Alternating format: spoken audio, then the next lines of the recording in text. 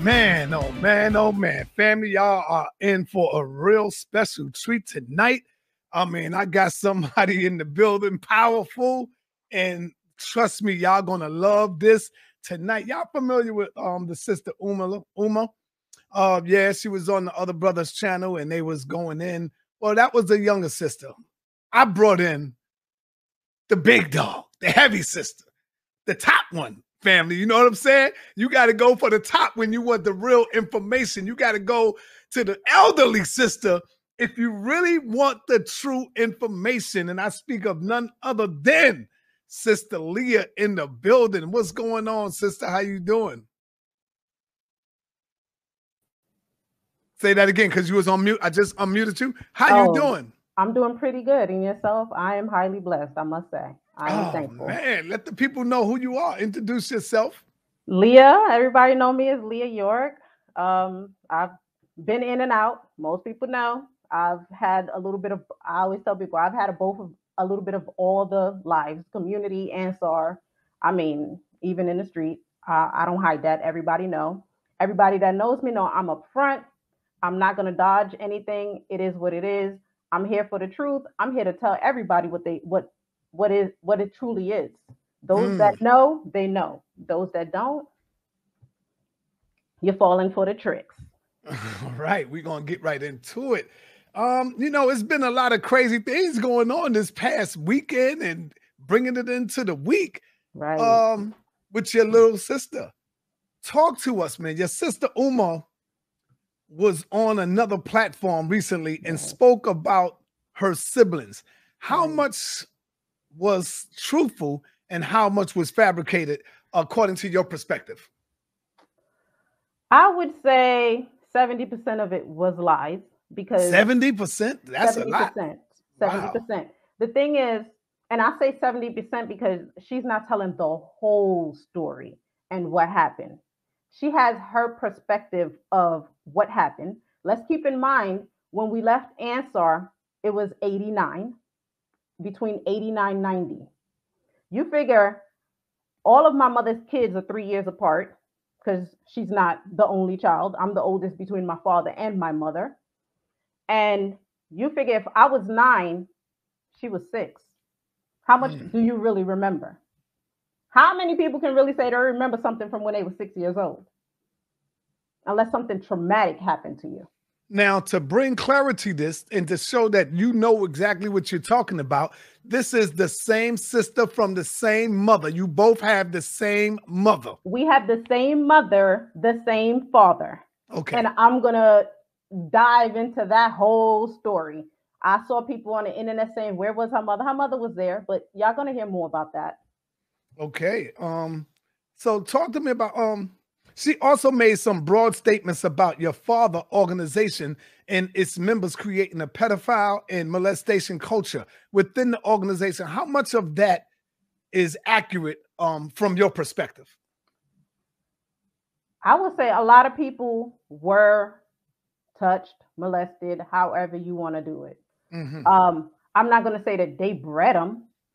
The community at one point brought people from everywhere into the doctrine. I mean, pretty much anybody who was willing to read, get a shahada, next thing you know, they moved in.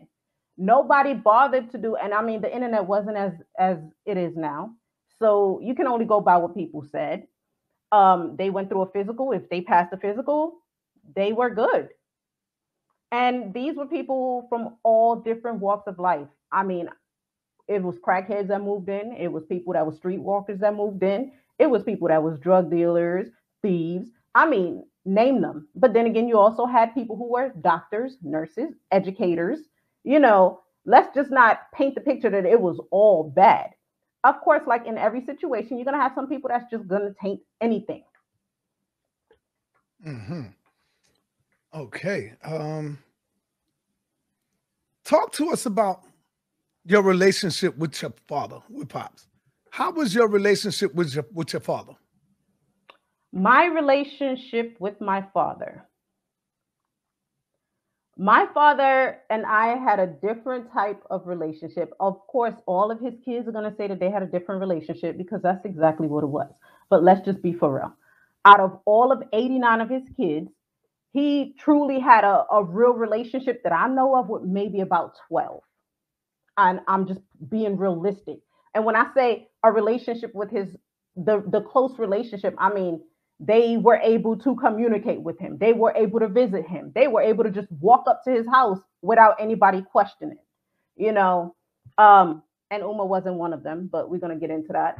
My relationship with him, I mean, I was always an outspoken child, you know. I Mhm. say what's on my mind. That's just how I don't have filters. So I was that child when, you know, he asked something, I would tell him the truth. I didn't care whose feelings it would hurt, even if it hurted his. It is what it is. Um, I built a relationship with him. I would say we really started getting close. No, actually, I had a relationship with him back in Ansar days because when we used to visit our parents for family day, I used to go in Backstreet and spend time with him. So while a lot of kids was in the movie theater watching movies, I used to go up these spiral stairs that led up to where the office and his house and stuff was. I mean, I remember spending a lot of time back then at my grandmother's house, even though I was kind of scared of her back then, which is his mother. I spent time back there. My mother spent a lot of time in the office.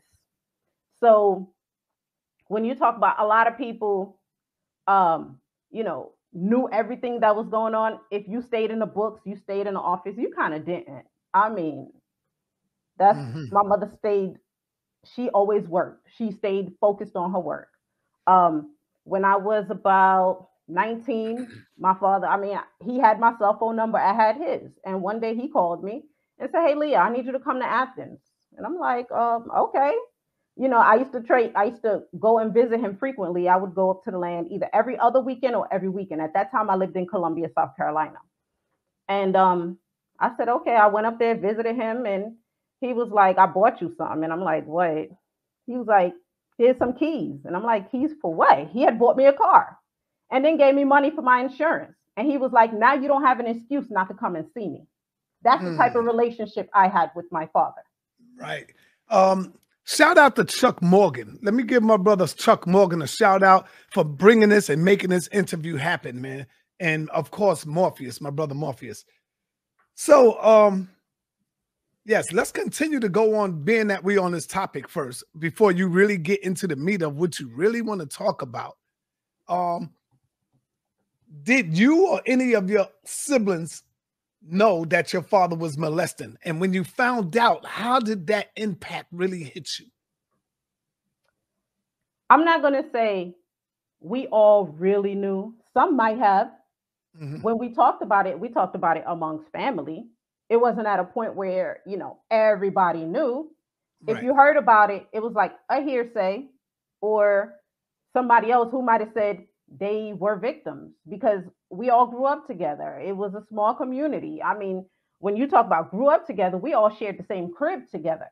You know, we all ate the same meal together.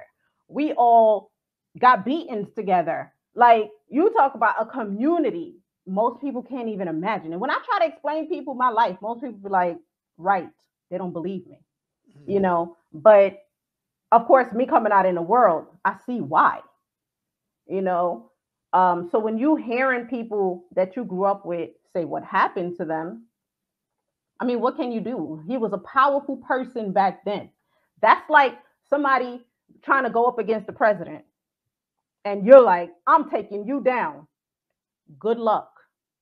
That's the type of level it was on back then. You can't just, you know, think that you're just going to take him down. It doesn't work like that. It would Mhm. have to have been a force to actually take him down. So for people to be like, "Oh, well, people knew and people did nothing." Did Yeah, you know? Did you know your father? I mean, did you love your father? of course. And I still do. I mean, Mhm. and I tell people, you know, I always tell people too, like, I'm big on genealogy. And I always tell people, like, people that lose their parents, a lot of them always talk about how it's like a piece of them that leaves as well. And technically it is. You know, I love my father to death. You know, if my father came out, would I be hunky dory and be all up next to him? No. I'm a very independent woman. I'm doing my own thing. I'm grown now. What I wanted back then was to get to know him as the person that he is. And I got what I wanted. So Mm-hmm. no, I love my father. I mean, like I tell people all the time. Me and him stayed in touch. These are all letters between him and I. This thing full of letters too. Like we stayed in touch with each other Some throughout all the people, years. I'm one of these people. So I would say, me thinking of all the beautiful women that Dr. York been with, Uh-huh. why would you molest a child or a kid? So I'm asking you, how many women would you say had Dr. York's child? 62 that I've Whew, counted. 62 women. Some people 62. will look at that like, nah, you got to be kidding me. Right. 62 women. So how many 62. siblings, according to your knowledge, would you say you have? Not according to my knowledge. When he told me he did not have 100 kids, he has 89 children. Exact. And I've counted every last one of them. I've had parents of my siblings help me with this. I've had even the ones that people think, oh, well, maybe this one, they've been added. Well, this one who was born in Trent, added. Everybody's been added. This one that passed away, everybody's been added. Mm. Now, 89 according kids. to your work and that you do some good work on dealing with genealogy, Oh, of course. have you met have you still have children, siblings out there that you have never met? And if so, have you been trying to find them and look them up? No, I don't look for them. I'll say a lot of them know me and I know a lot of them. So Mhm. I've been the one who's been able to connect some of them between each other. Like, okay, you don't know her. Oh, hey, how you doing? Introduce each other to each other. You know, it used to be funny because years ago, I had a sister who everybody kept telling me I looked like, and I had never met her. Everybody just kept telling her, y'all two look just alike. Interestingly enough, we lived down the street from each other, and when we met each other, it was like a instant click, and we actually did look very much alike each other. Wow. She had never really actually got to know her father, and I had brought her up to the land just so that she can get to know him, and meet him. Unfortunately, it didn't go. I guess it was like the wrong time, wrong place. But it's like I've always tried to bridge the gap if I could with some of them. And that whole story where, she had a sister that was like jealous of her and hating on her, like most of the time you get in trouble for even trying to, you know, do things like that with him. Majority of the time. Like because he feels like it's a time and a place for everything. So it's like if you did that, most of the time you would get in trouble. If Mhm. there was ever a time where any of his children would have woke up in the middle of the night and it had to be shipped off and he did not know about it, the next day you were back on the land. Nothing ever happened on the land without him knowing. And that story with, oh, Sakina was the one waiting there to bring her up to New York.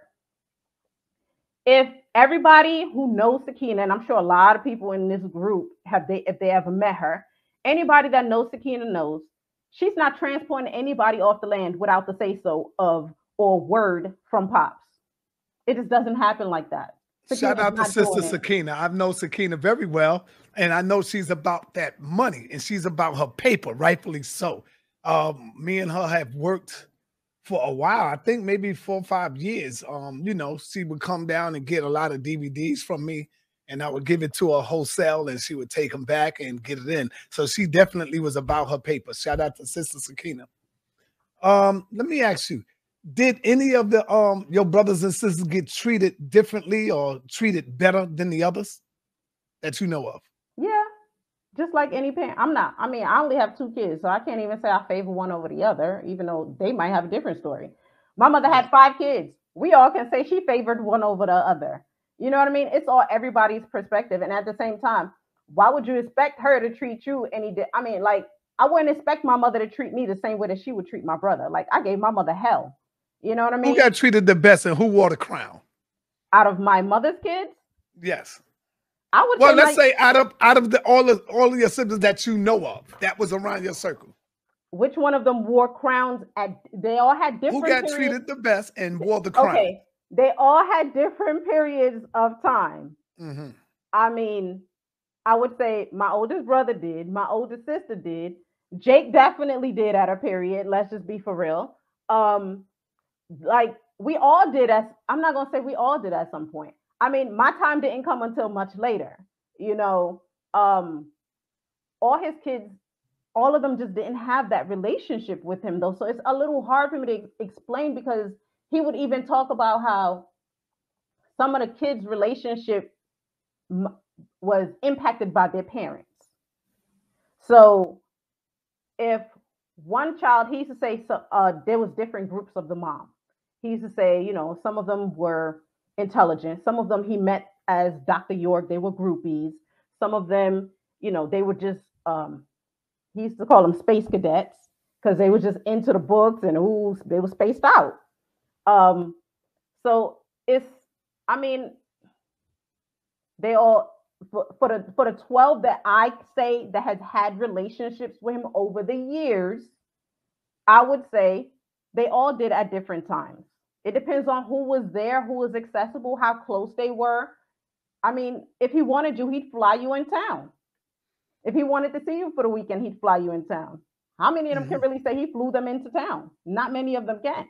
I see somebody coming in already saying, not adding up. What do you mean by that, sister? Yeah, When you say not adding up, I don't get what you're saying. This is the sister.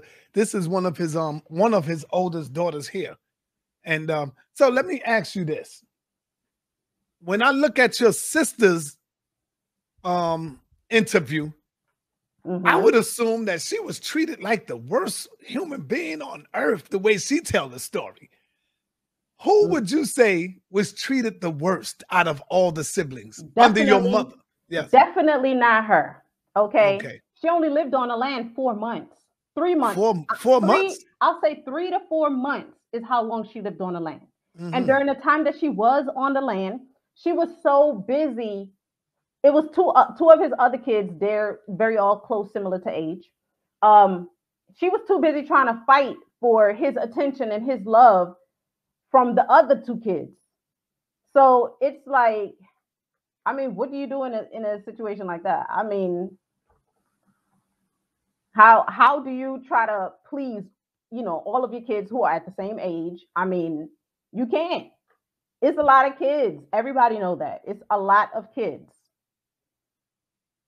When Uma spoke about her sister being inappropriate with her children by asking if the children wanted to treat wanted treats at a late night hour, what was she implying? That her sister was trying to groom the children? What was she really trying to imply by that? I don't know, because that's the first time I've ever heard of that. Yeah, one. She was saying you not you, but she said one of her sisters. It definitely wasn't me. Yeah, one of her sisters was like inappropriately asking her child, "Do you want to treat in the late night hours?" Her child. Yes. Let me see. Spoke about her sister being inappropriate with her child. Oh, yes. It's definitely. Hold on. Let's get this clear. Like you were trying to groom the child. It couldn't be me. Now, I'm not saying you. I'm saying one of her sisters she spoke about. I barely spent time around her children. Okay? Mm-hmm. I've never even met her youngest child. Let's get that clear. You never met your niece? I've never met my niece. Oh, because there's a reason. I have her blocked on everything. Means I don't want to see you and I don't want you to see what I'm doing in my life. Because she's the type of person, and y'all, everybody wonder, well, all this tragedy happened in her life. Why wasn't her family there? She's the kind of person that brings drama to every situation. That's why. You ever have that one family member who can go to a wedding and all of a sudden start a whole argument and be loud and ratchet? And yeah, everybody has that one person in the family, and they don't even need alcohol to act that type of way. Mm-hmm. That's her. So yeah, whenever people get together and there's family reunions and there's little events going on, she don't get invited. You're right. When we used to have little things, you'll see pictures of a bunch of the York family, but she's not in all of them because most of the time she wasn't around.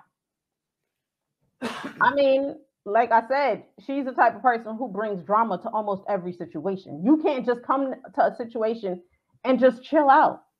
Just enjoy the scene. Like everything positive is a negative for her. She could be at somebody's funeral, and honey, it would be something with her. Mm. Yo, that's kind of sad though.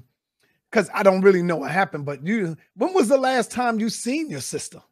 The last time I seen her must have been 2000 and let's say about 2012, 2011. Was that the time you kicked her down the stairs or something?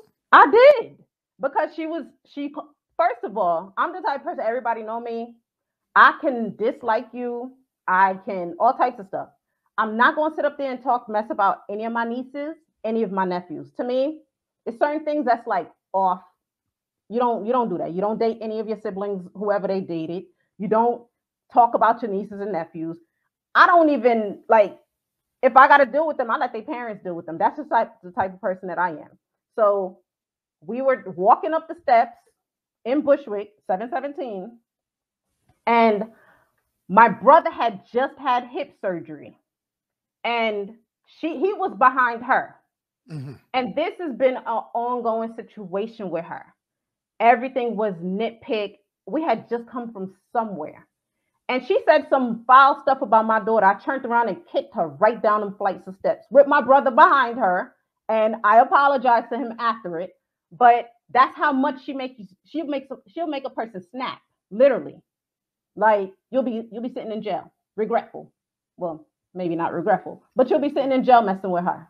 How much pain would you say y'all, and I'm gonna say you too, because y'all all come out of your mother's womb. How much pain would you say y'all have caused y'all mother behind y'all disunity and not coming together? You know what I'm saying? My mother is at a point where she's just done with it all.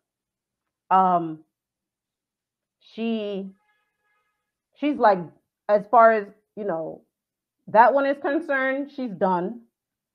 She feels like she's tried. I mean, even my older sister has tried, like, oh, y'all should talk it out. There's nothing for me to talk about. I mean, nothing at all. And the thing about it is, like I tell people, when your life is thriving without a person, why bring them back in to turn it all back around?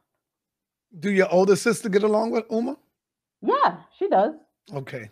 All right. Now, here's a question I want to ask you, because I've heard something about this before. Okay. But I didn't get all the details. Like I said, bring it on. Yeah, so I'll ask you. Did any of your brothers or sisters ever get caught doing the same thing which your father was accused of, and was they convicted of doing it to a child? One of the children? No. Okay, well, I heard something that before. I always tell people, if you question stuff, you can pull up court documents. Hello, it's free. You can pull it up, or you might just have to pay 25 cents a page. Come on. If you're really that nosy and you must know, you can pull it up. Your older brother, your big brother, Jacob, shout out to Jacob, and hopefully he'll come on soon. I would love to interview that brother because he got so much information. Right. I heard he got kicked off a Taharka show yesterday. I don't know why the hell Taharka kicked that brother off. He was the big deal. Why would you kick the wrong dude off, Taharka? He was pissed off because when Taharka started talking about how he wanted a one-on-one between him and Jacob was like, no, me and my sister could talk it out one-on-one. He got pissed off, kind of hung up on him, and then started talking all the mumbo jumbo afterwards. Yeah, you kicked the wrong brother off, man. I can't wait to Jacob come on here. He got the floor. Right. So Jacob, our brother Jacob, he mentioned that his dad wanted to borrow $1 million from him. Have you ever heard of that before? Not until he said that. Okay, he wanted to borrow $1 million from him at one point in time. How much of that is true? And why would your father want to borrow $1 million from his son? Because see, a lot of people don't know Jacob, he was producing Little Kim. He was producing Biggie. Well, he was in the music industry. That's why Taharka, he kicked off the wrong dude. I'm not even going to say was. I'm not even going to say was, because was is a past tense. Jake is still doing his thing. Okay. And let's just say Jake is not the type of person to lie. Anybody that know him know he's not going to lie. I mean, what does he have to lose or gain? Look at where he is in life. So what you think he's going to lie about that for? Yeah. Murder Inc. Somebody said also Murder Inc. So they know who the brother is. Right. Yeah, Right. see. Oh man. So man, let me ask you this though. Talking about Polite. Have you ever met Polite? I've seen him crossing high and by, but we don't have like conversations. No, I wouldn't. That's not how I consider I know somebody. So no, I don't know you. Polite said that he went to the land and Dr. York is the one that gave his wife her name. Okay, he gave everybody. Okay, wait, let me fix that part. Yes, go ahead. Did he like go to her and say, "Hey, your name is ABC," or did she get a name because like half of the people you got a card in the mail, a AEO card, and that was your name? Now, when you tell people that, you need to be a little bit more clear on how you got your name. I've heard this before. I want to ask you this. Sure. People told me that they, the brothers and sisters that was a part of the land and that was down with Dr. York, they said if you coming in there with a fine woman, Dr. York could send your ass somewhere else like to Philly, and the next thing you know, he got your woman. Let me tell you how much of that is true? Oh, don't put it past him. Like he said, don't know one human being belongs to anyone. That's what he used to say. That's what Dr. So however you want to take it, that's just what it is. I mean, he used to say not one person belonged to anyone. So he felt like if he wanted, Jake is asking for a link. So he said if, his attitude was if he wanted it, if the person made themselves available, if they were an adult and it was consensual. What do you think about the shooting incident that revolved around your brother that landed Polite in jail? Your sister Uma said he was aiming and targeting at her. He wanted to kill her. How much of that can you share with us? I will say the only victim in this situation is the one that got shot. There's always more to this story, and what y'all are getting is only the icing on the cake because there's so many more 7 layers in between. So again, the only person who was the victim is the one that got shot. The reality of it is she's been fighting for his building for years, kicking everybody in, even calling the cops on her own siblings if she felt like they were trying to stay there too long. New York had this whole thing called squatters' rights. If you stayed in the property more than 30 days, I don't know if it still exists today, then you pretty much can claim the property up until a person kicks you out through court. And everybody knows that the court process in New York, it would take you years. Pops wanted her out of his building for a lot of reasons. He wanted her out of the building. Now, I'm going to give you some stories that I heard from brothers from Brooklyn that been around in the land. Polite came in as a Crip. Polite was a Crip, and he didn't fully make that step over a Crip. And Uma and your brothers in them, they were blood. They was in the gang. This is the stuff that I'm hearing. They was also in the gang. And so this is how this whole thing started with the fight between Polite and I just want to make sure I'm hearing this right. Are you saying Uma was in a gang? Yes. This is the stories that I'm also hearing, that she was also a part of the Blood Nation. Everybody that know Uma knows she ain't fighting nobody, and she definitely ain't letting herself get jumped. Yeah, she's real frail and skinny. And she's not letting herself get jumped. Let that be on the record, because she's not. First of all, if anybody know what the initiation process is, I highly doubt that one. We could go on. Yes. So you never heard of anything like that before? She ain't wear red too much. Okay. What about the brothers? Something like that. The brothers, I don't know about, but I know for sure not her. She ain't getting herself jumped into nothing. All right. Shout out to my brother King Simon as well for making this possible too. I want to just let you flow and go on what you want to talk about before I keep asking you all these questions. I want you to get ahead in and get your build in. Because I know you got a lot on your mind that you want to talk about. It's a crazy thing because I'm in a different place than majority of my siblings. I live a peaceful and quiet life. The person half of these people probably know me as or was, I'm changed. I'm a different person from who I used to be.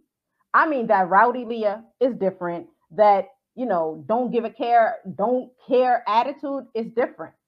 So when I'm sitting here and people are like texting me, Instagramming me, messenger me, and I'm like, what in the world is going on? This is the first time.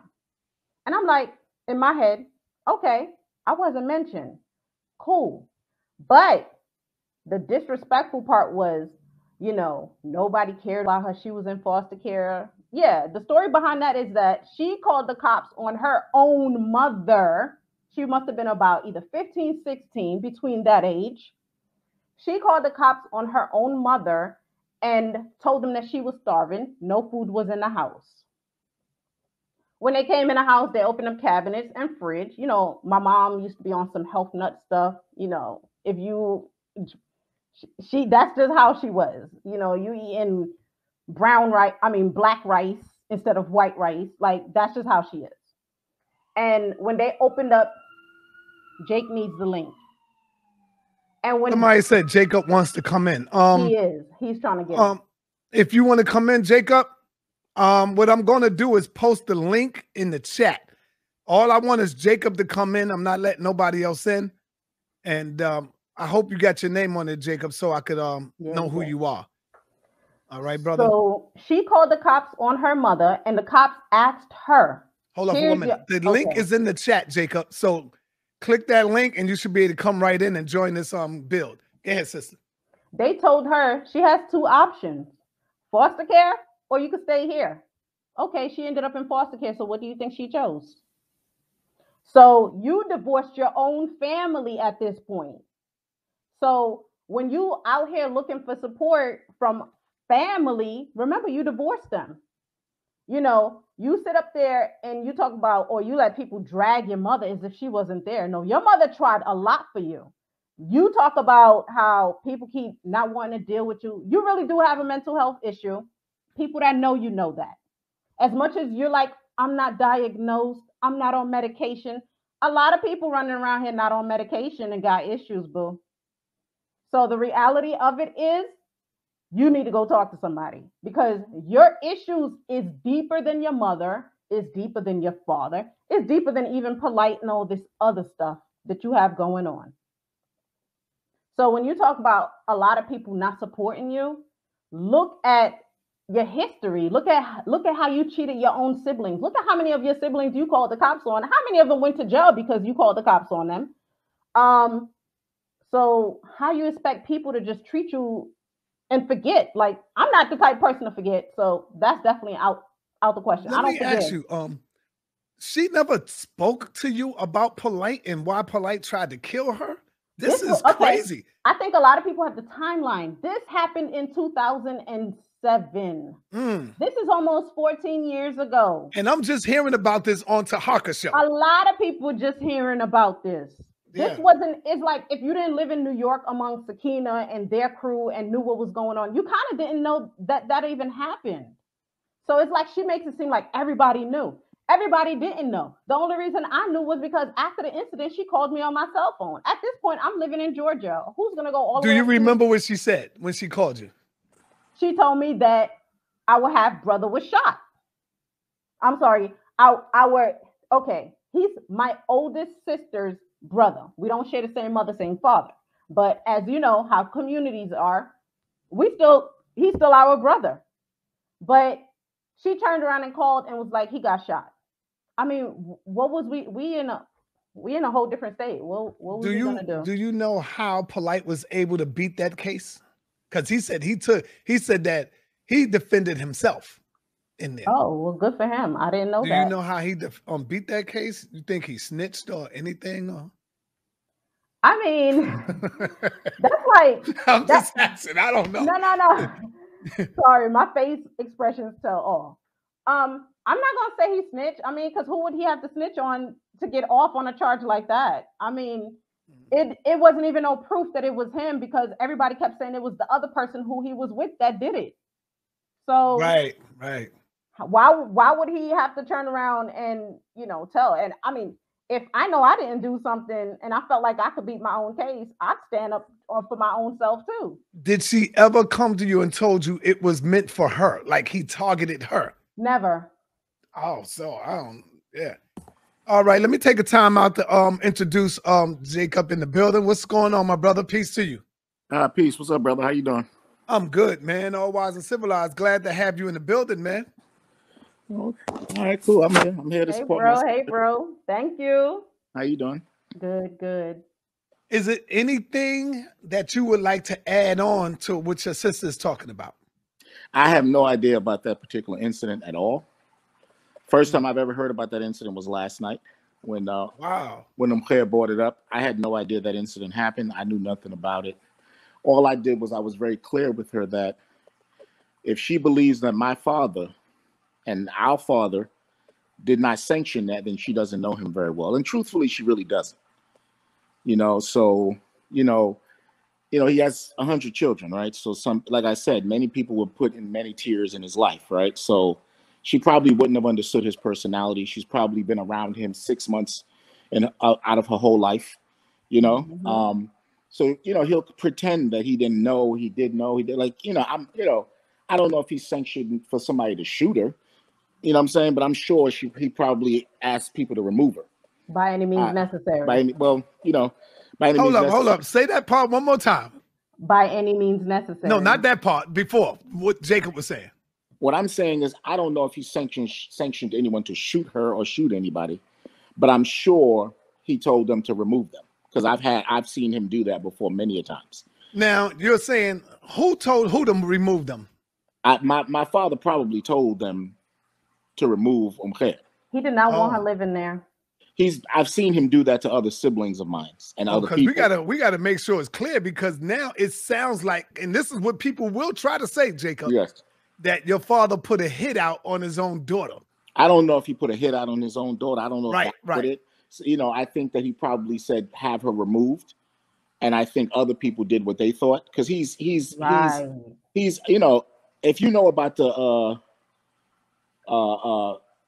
Green situation from Brooklyn, my father has some problems with the local city councilman, and he just does these things where he goes, if somebody could just make this guy go away, and then people do it the way they do it, right? So he never really directs anybody to directly do things like that. He just suggests. But I don't know how he felt about Umkhair personally. But all I will say is I don't know if I've never seen him put a hit on one of his kids before. But definitely he would say, yo, get her out of there. And like I said, he's the king of like throwing rocks and hiding his hands. He's great at that. Mm-hmm. So I know she doesn't want to believe he's that type of person, whatever that is, but that's his style, because I've seen him do it to other siblings of mine. Okay, so while I got you here, my brother, I would like for your sister Leah to clear up some things. Mm-hmm. Okay, Leah. Yes. You did a testimony about Jacob being an agent. Yeah, he's behind it all, because we all sat down and we talked, and we was gonna figure out how we was gonna set it up. We were just gonna back each other's story in whichever way we could, even if it meant lying for each other. Right. Mm-hmm. Talk to us about that. That testimony was made up. I was told to say that so that it can all match in with this whole thing of him being the first to go through with this whole SEAL situation. Long story short, like I tell people all the time, back then I had nothing to lose. So it was like, okay, I could do it. That's not a problem. I mean, me and Jacob never had an issue. Hold on. You was told to do something like that to Jacob when you never had an issue with him. Yeah. Why did you feel the need that you would go and because back then, well, and still today, even though I realize that it's tarnished, it is what it is. Back then, my family's history, my family's name was more important for him to get out on the charges that he had than for me to even care about anything else. Everybody know I'm big on genealogy. I'm big on family history. I was hoping that my children, my grandchildren, my great-grandchildren would never have to Google this, and this is what it's left as. Would you mind revealing? That's embarrassing. Would you mind revealing who told you to do this, or you want? I can't. Okay, but they know who they are. They know who they are. Okay. Brother Jacob, I've been hearing stories, and I'm glad I got you here because now you can clear it up. People are saying that it was you who went to the FBI first on your father. How much truth does that hold? Well, I mean, there's proof in who went to the FBI first about my father, right? Yes. I mean, like I said yesterday, I love my dad, right? I've never had a personal issue with my father ever in life, right? All my issues with my dad or whatever issues that might arise always involved other people. And so at the end of the day, I always tell people, like, it's proof. It wasn't brain surgery who wrote the first letter. Pauline admitted she wrote the letter, right? She admitted she wrote a letter to the GBI. Nicole admitted she wrote letters to the GBI. That had nothing to do with me, right? That was other people that wrote letters, an FBI and all of that stuff. That had nothing to do with me. I mean, you got all these people that say they're from the streets, or they understand the court system, they understand the legal system, they understand all this stuff. I'm nowhere in any of the discovery. The only time my name is brought up in court is from Pops and his lawyers. There's nothing that says I had anything to do with it outside of Sheriff Seal protecting Habiba in that one interview. But yet people keep perpetuating this phenomenon that keeps being told to people by other people over and over again. My only involvement in the entire situation is I supported people I grew up with. You know, I had a deal breaker for me. Like I said to my father, like, I was willing to go the extra mile, but child molestation was my breaking point. Right? Talk to us about that, brother. When you heard the news that this was going on, when you first heard the news, where were you? And what no. I knew about it in the 80s. Oh yeah. I just didn't know I don't know what happened in Edenton, Georgia. But I knew what was happening in the 80s while I was young and what I lived through with my own father, right? But my understanding of what child molestation was not quite what everybody else's understanding of child molestation was, right? You know how it was. In the 80s, we didn't even discuss child molestation. That wasn't even a topic in this country. That wasn't even a major thing. You had songs. You had one of the biggest songs, one of my favorite songs in the 80s was a song, "She's Only 16 Years Old. Leave Her Alone." Like, they had hit records that was made about, pedophilia act that we didn't even realize was pedophilia. So it wasn't a discussion of all that. I just knew that he was sleeping with my 14-year-old girlfriend. Wow. I didn't register it anything greater than that. Right. And so it was a very unusual feeling, but it wasn't something that you can pinpoint. It sounds like almost unbelievable to say, but I grew up there, born and raised, right? So I knew what I knew from there. And you were obedient. You didn't trust the white man. I don't even think 911 was even invented at the time, right? You had to dial the actual phone number to get to the police. We didn't talk to the police. Right. We didn't talk to white people. We didn't talk to law enforcement. Were scared of them. We actually considered them kafir, and that was the dunya. Right. So and who do you speak to? You speak to people within the organization. We spoke to each other. We talked to our peers. And it's like the blind leading the blind. Right. It wasn't until at a certain point in the organization, my mother would sit me down and say, "Hey, if anybody ever touches you this way, or would anybody ever do this?" That became a topic later on. And that's when I began to see things a little bit different. And that was really when I began to be like, I'm out of this place. So let me ask you, Chuck, uncomfortable. When you see people fighting for him to this day, like, yes. I'm gonna tell you, like, Sister Sakina, she's a diehard fan for Pops. Who's that? Sister Sakina. She's been on the land for a while. I don't think you know her. And she's a diehard fan. I mean, she loved your father. She go all out for him. She's still fighting till this day. When you see people standing up fighting, saying that this is not true, what do you say to that? Because they wasn't. Never around. Or they didn't see nothing. How do they know it's not true? Mm-hmm. See, that's the point. Like, there's a value that people put on their existence in his life. That's just not realistic, right? Like, most sociopaths, and my father's a sociopath, right, know how to play roles for people. You ever notice when they talk to Jeffrey Dahmer's mom, she goes, he was so sweet. He was so innocent. Or they talk to serial killers' girlfriends or high school friends. Oh, they were we so didn't sweet. know he could do that. They were so sweet. Because they know how to play to the audience. See, he didn't wear a mask for me. So Sakina can't tell me what I witnessed. Okay. She can tell me what she witnessed or what she might have been present of, but I know what I saw. I know what me and that man discussed. I know the videotapes I discovered in his house that had things on it, sex with boys and girls. I know what I saw. I know what I witnessed him raping a girl. I didn't know what the word rape mean until I left the community, went to school, learned things, went through, and I realized that was rape. Right? So actually she was like fighting him off, or you saying like statutory rape? I'm saying she was not seeming like she was happy. Okay. She was crying, she was screaming, she was upset afterwards, And so I know what I saw. Again, I don't know what happened in Edenton. I know what people told me happened in Edenton. Brother, I want to salute you for at least coming on. I know you told this story many times, but I want to salute you, brother, for at least coming on and still having the power to build on this right here. No, I've been told this story too many times. Yes. So I'll be honest with you, I haven't. Like the first time I told it was last night in a public forum, right?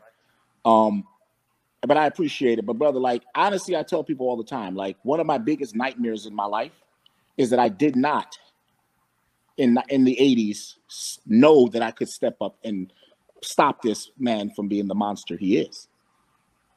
Right? Because if I knew what my powers was and my abilities were, I would have went to the police. But I didn't know. All I know was what I was told. And I walked up to him and said, "Why'd you do that to her?" And he said, "Oh, she grabbed my dick, so I let her have it." Now, I'm, 15 years old, whatever, at the time. And I'm like, oh, okay. I guess that's what you do when somebody grabs your dick. You understand? And so I'm not aware. That's the guy that taught me a lot of things. This is the man that I lived with. This is my father. I had a real father-son relationship with him. Not a leader, pupil. He didn't speak to me like my like my leader. He talked to me like a regular father. Like I sit at the breakfast table with him in the morning and eat cereal. And so I had a completely different relationship with him. So when he said, "This is what this," I go, okay. Something inside of you is not comfortable with it, but you don't know. Right? Okay. And at the end of the day, that's the reality. So she can say whatever she wants, but she can't tell me what I saw. You have a younger brother. Who would you say is your youngest brother? A younger brother? The youngest one now. I honestly don't consider all his children my brothers and sisters. Okay, I'm talking about Prince York. Prince York looked just like him. We can't take that from him. What is your opinion of Prince York? Because he still fights for him to this day. Prince York is like, my father which one is this. Which one is that? Ramesses. Oh, yes, brother Ramesses. I mean, he's mentally ill, man, like his father. Like he's psychologically. He definitely has some mental issues. That's just a fact. And the reality of the situation is, again, he was in Houston, Texas, way far away from that. Like people visited him. I didn't even really know his existence until I got very close to his sister from my dad, Hadessa. And she would say, "Hey, Ramesses is trying to do things in Houston, Texas." And this is in the last 5 or 6 years. And I'm like, "Who's that?" He's like, "Oh, that's this kid, this, and that." I mean, and at that point, I entertained him. I tried to build a relationship with him. And he goes from hot to cold. And I just was like, "I'm cool. It's nice knowing you," at that point. But I don't think Pops paid him any attention. And I think that's the problem that people have a hard time understanding. Because they have his DNA does not mean that he treated them like children. And even if he did, he might have did it for 6 months. Whenever their parents might have been in his favor, he'll tolerate them, and then he'll move past them. But so those are part of the later years of children that he produced. And so I don't know a lot of those later year kids.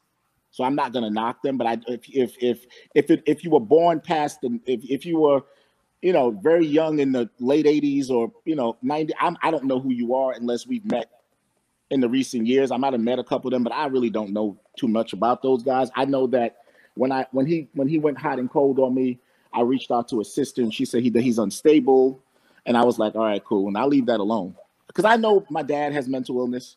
And so it transfers into it for people. You know, I know I have a form of mental illness. You know, I know it comes into, you know, people. Everybody's not schizophrenic, but some people have what they have. Bipolar. And at the end of the day, like, disorder. Yeah, it's some kind of a disorder. So I don't really know him that well. I entertained him a couple of times. He 1 minute he's like, "Oh, you're my greatest big brother." The next minute he goes crazy. I think a lot of them go hard for him because it's a form of daddy issues. Right. And they want to have that relationship with him, and they want to please him. And right now he's in jail, you know what I'm saying? And they feel like, you know, some of them also have never accomplished things in life. Right.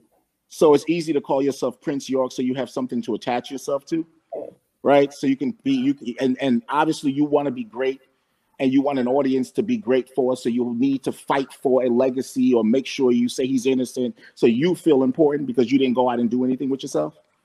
Some of us actually went out and achieved stuff for ourselves and build our own legacy in our own world and our own stuff.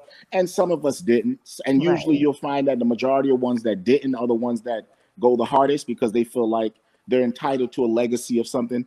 That man squandered away the entire empire, right? Mismanaged it. And at the end of the day, he'll pump them up like, hey, you know what? If I didn't go to jail in 2002, you would have been a part of $1 billion empire. Right. Okay, well, pull the tax records and see if you see $1 billion. Ooh, we can go there too. I pulled those paperwork out, honey. Yes.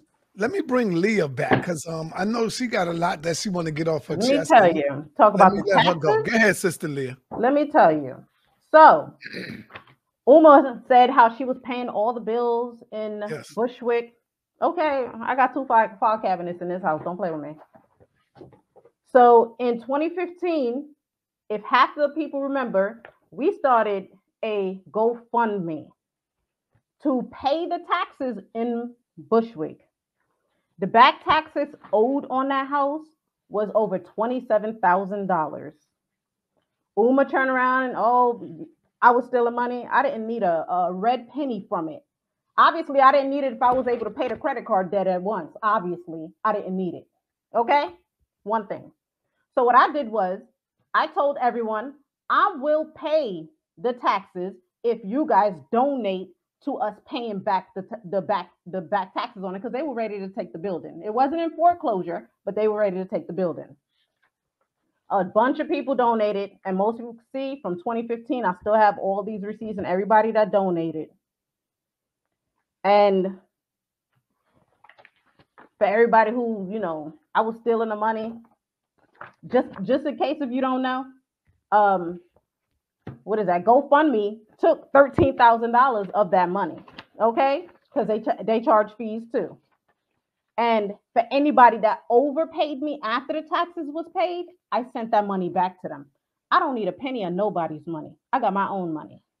$13,667.62 was GoFundMe's fees, and that was paid on 4/20/2015.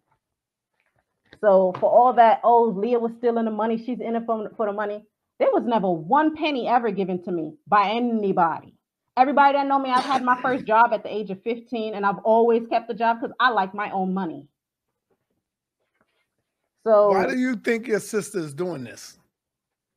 Because she wants the building. Oh, it's all about still fighting for that building. She's still fighting for the building, but let's go there now.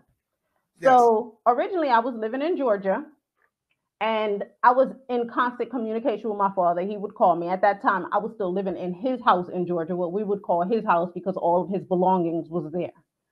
And he was like, we need to get Uma out of the building. Everything he tried failed. And he's like, if I know anybody can do it, I know you can. Do you realize we had to take her to court? Me and Sakina had to hire an attorney to get her evicted out of that building because she refused to leave.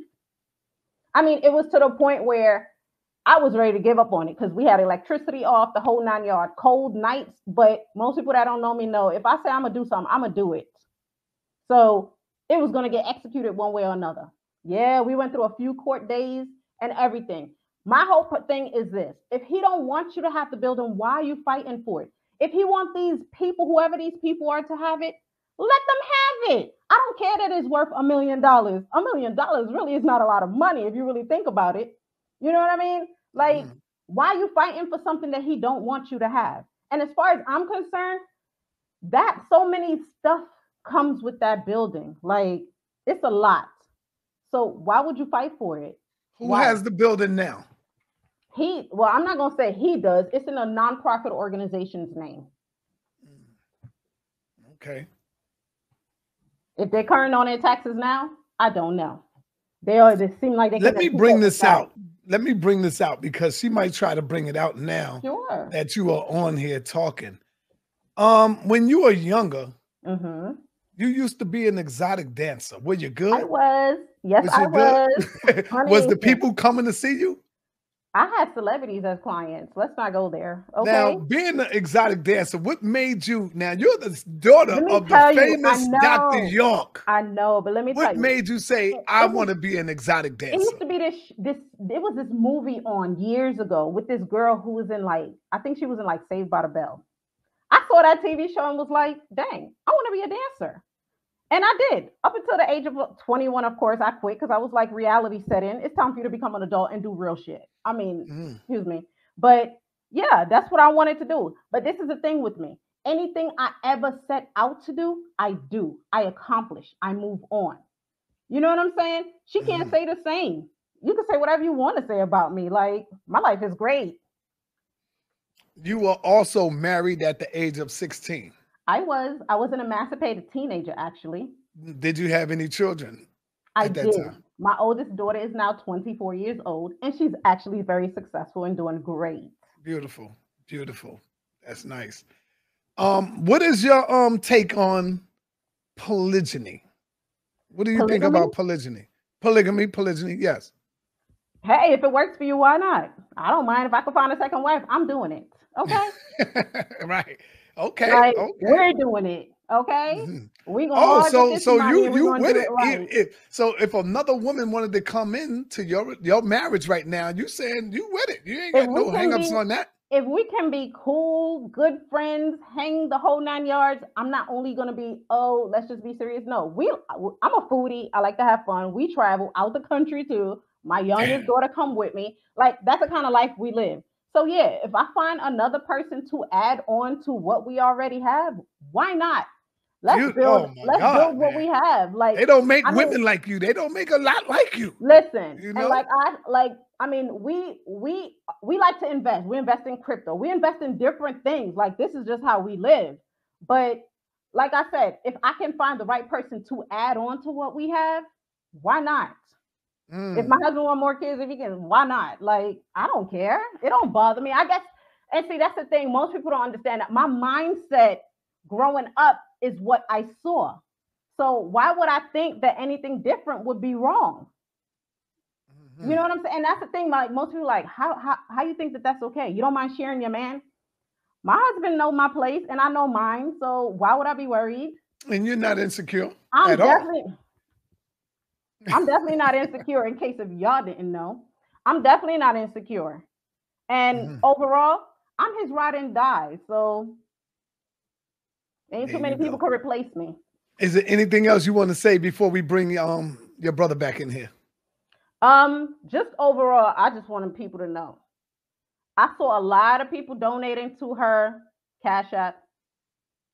Okay, you've been baited and you caught the hook. Okay. You fell right into it. She sat up there, talked about how, I own my house. You don't own your house. I pulled the records on that. You forgot who I am. I don't need nothing from y'all. Then why'd you drop your Cash App for these people? First of all, if you have so much, why would you take from people who have less?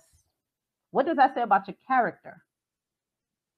And for all the people sitting up there talking about, it's so much more to the story. It is a lot to the story, and I'm sure she's going to come out with more. I'm not going to keep doing this back and forth thing. My point's been made.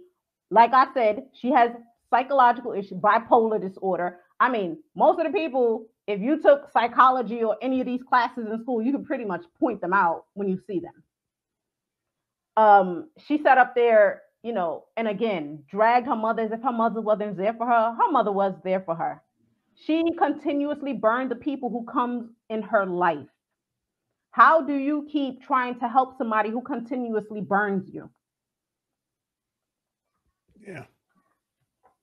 Yeah, that's crazy. That's crazy. And then another thing, she turned around. I think I made a point where she turned around and said that I never did any research for Pops. Like I said, go back on his minutes, because I believe now his minutes is open for all the people, dirty people who want to read all that happened. You can open it now. It's not sealed, but you can pull up the records. I was trying to help him, and I was doing a lot of research. Obviously, if I was living in his house, he felt like I was worthy enough too. Okay, now Uma said she was taken out of her home and placed in a foster home. People was trying to get rid of her. Nobody wanted to come and get her. And so when she finally hooked back up with her pops, he was so ecstatic. He was like, "Oh, where have you been? I mean, I've been looking all over for you." And he was sending her checks every month, like maybe $1,000 check. And come to find out, the lady that was keeping her started dipping and dabbing in the money. And she started off getting 1,000. Next thing you know, the next one comes, she's breaking off 700. Then it's going down and down to 300. And then she ultimately got out of there and found her father, and he seen her. And he was like, "Oh, I've been looking all over for you." If your father is sending you money, it's in your hand. He's giving you cash in your hand. It's not I'm going to send you money, or, Western Union it, or however people did back then. You went on a land, you saw him on your way out. He'll say, hug you, give you, and slid money in your hand. That's usually how did she end up in the foster care? She called the cops on her mother. Oh, okay. Remember, I went into that story. Right, yeah. She called the cops on her mother, and they told her, foster care, or you can stay here. She told them, I want to do foster care. So, cause and effect. Your life is the way it is because of the decisions that you made. Mm-hmm. Now, did you know that she was also molested or raped? She talked about that, and she says that there was a lot of people on the land that was trying to cover it up, that didn't want to, let the people know what was going on. So this happened to her on the land?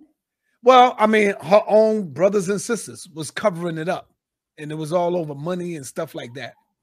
It seems like everything that comes out of her mouth is always something to do with or attached to money. Like, I mean, I don't know about any situation where she was raped, molested, touched. If anybody know her and y'all can see how big her mouth is, what's the chances of that? See, a lot of people, they kill me. Like this Negro that's here. He don't even know her, don't know nothing about her. He go by the name of Farah Muhammad, right? And he says she's not lying. How do you know she's not lying if you don't even know her? She is a master. Her sisters right Hold here. On. She is a master manipulator. Take that how you want to. Yeah, I hear that. All right. Is there anything else you want to say before we bring back on Brother Jacob? No, you can bring him on. Jacob, we back to you, brother. Hey, what's going on? Chuck Morgan, come on in, brother, and ask your question. I need you to come in, bro. I'll say this much. A lot of people be like, I don't, me and her don't, we never really grew up together. But I will say this. I don't know too much of her life now, but me and her have the same nature, mother and father, grandparents. Everybody know how that trickles into DNA. I know what she's capable of. So what she does is the negative aspect of things. I know what I would do in the worst ways when I'm trying to get somebody back. That's how she thinks about things. Only she attaches emotions to everything that she does. So when you talk about, people like, oh, well, how you know? I know a lot of what she's capable of. Oh, believe me, I'm capable of it too. But I choose the positive, not the negative. She chooses the negative. And she's the victim in every situation. And it's sad that people listening to it don't hear that she's the victim in every story. Like, what happened good in your life? What? Here's a key question, and it's a key question for half of these people in here too. If your obituary is not going to say something great, do something with your life starting today. And that's going to be the story for her. She hasn't done anything in her life. She hasn't finished high school. She don't have a GED, never been to college. I mean, the list can go on. So you are one of those type of people who sit up there and you like to throw stuff to ruin what everything good that other people have going on for themselves. That's just what she does. She sees something great in your life, she'll come in there and next thing you know, everything just start going sour. It'll turn to rust. Because that's she was the type she of was person on model at one time though, right? She was on what? She was a model. Failed. Next. I mean, that's why I said, like, people are not ready for my truth. People are not ready for how my tongue is just, it is what it is. Like, I'm going to be honest about it. Like, some people will look at you and say, damn, why do you hate your little sister so much? It's not hate. It's the truth. And let me tell you, if you understand her, you'll understand where I'm coming from. It's not hate by far. I will say this. Oh, excuse me for a second, Leah. Go ahead, brother. I won't say that she hates her sister. I think that there's a group of us just tired of it. We're frustrated with it. We've tried to stay quiet. We've tried to move away from it. And then you have these other guys that are just in there milking this thing. She's the center of attention. And I'm going to be honest, no disrespect to her. And I don't want to invalidate. I don't know about the molestation and I don't know about the rape that she speaks of. But now all of a sudden there's an entire cover up on the land and there's a giant conspiracy to attack her. But none of it is her father. Her father always miraculously is just there for her, is sending her mysterious money, hugging her. But yet he owns the land. He owns the community. He is her father. He has a cell phone. He's apparently a wealthy guy, so he can make a phone call. When you were on Vanderbilt at Christmas and I bought you that doll that you said, I bought you the Barbie doll, where was the Christmas gift from your father? If I could be there at that house, why couldn't your father be at that house? So I think that she's created a Cinderella story around her dad because it's a form of deflection, and also a form of daddy issues to an extent. Right. And again, yesterday when I was speaking and I said, well, he's a child molester. Well, aren't you a child molester too? If I was a child molester, does that stop him from being one? Like, again, I think that the problem is if you're on a land, your brothers is covering up your molestation by a mysterious person, but your father isn't. You're on his land. You get kicked out of a property by his followers, but he didn't authorize this. Also, I want to. So I think Leah is tired. I think a lot of people are tired. Yes. And we're just not going to let people keep milking this community of conscious people, or even the Nubian fools out there that still believes this stuff, for money, opportunities, and everything else by painting pictures that are incorrect. Right. And I want to say something else. So I'm going to cover two bases. One of them is the Buttercup Lounge, and another one is on my niece. Bring me back to the Buttercup Lounge in case if I get lost. She turned around and said that my older sister, who was so jealous of her, kicked her off the land and had a daughter who was sick. Only she was faking it so that she can get money from our father. That's some low down shit, okay? First of all, everybody knows that her daughter is sick. Her daughter needed a transplant. Listen, as expensive as transplants are, they ain't opening your body just to give you a transplant for no reason. Okay. So for you to go in that way, that was real wrong. Real wrong. And first of all, that shows the type of person that you are, that you go that low to be attacking your own nieces and nephews to try to make a point or to try to get money. But that was wrong. Now, the Buttercup Lounge that she was talking about in New York, she was with her child's father. It was a bunch of us in a restaurant. Jacob was there too. It was a birthday party. It was like the March Pisces. We was like, oh yeah, it's a Pisces thing. We just going, all have fun, go out. We called a bunch of our siblings. At that point, I wasn't even living in New York, but I was just there visiting. We got together, went to the Buttercup Lounge.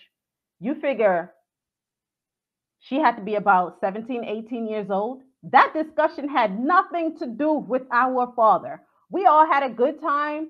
Drinks was going around. Food was going around. Finger food was going around. Everybody was having a good time. Not one discussion came up about our father. So for us to, everybody sitting around here it was cakes going around the table.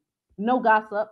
Everybody had a good time until the end that everybody had a $700. I mean, it was a $700 bill, and Jacob came through for that one. Let's be for real. You left because you ain't pay your part of the tab, but next. I think, like, again, I remember the Buttercup Lounge when I looked at the pictures, but again, everything is a conspiracy.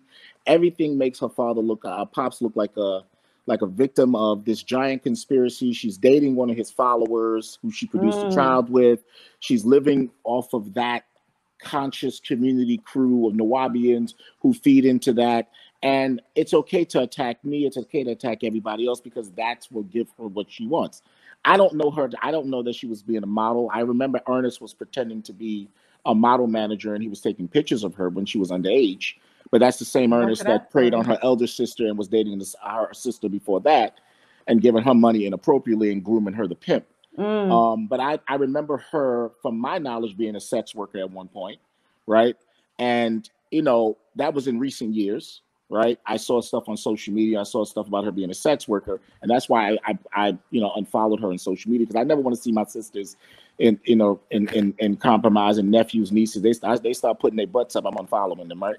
Now, you said a sex worker. You used to be a sex worker. No. Omkhed. Oh, okay. Omkhed used to be a sex worker.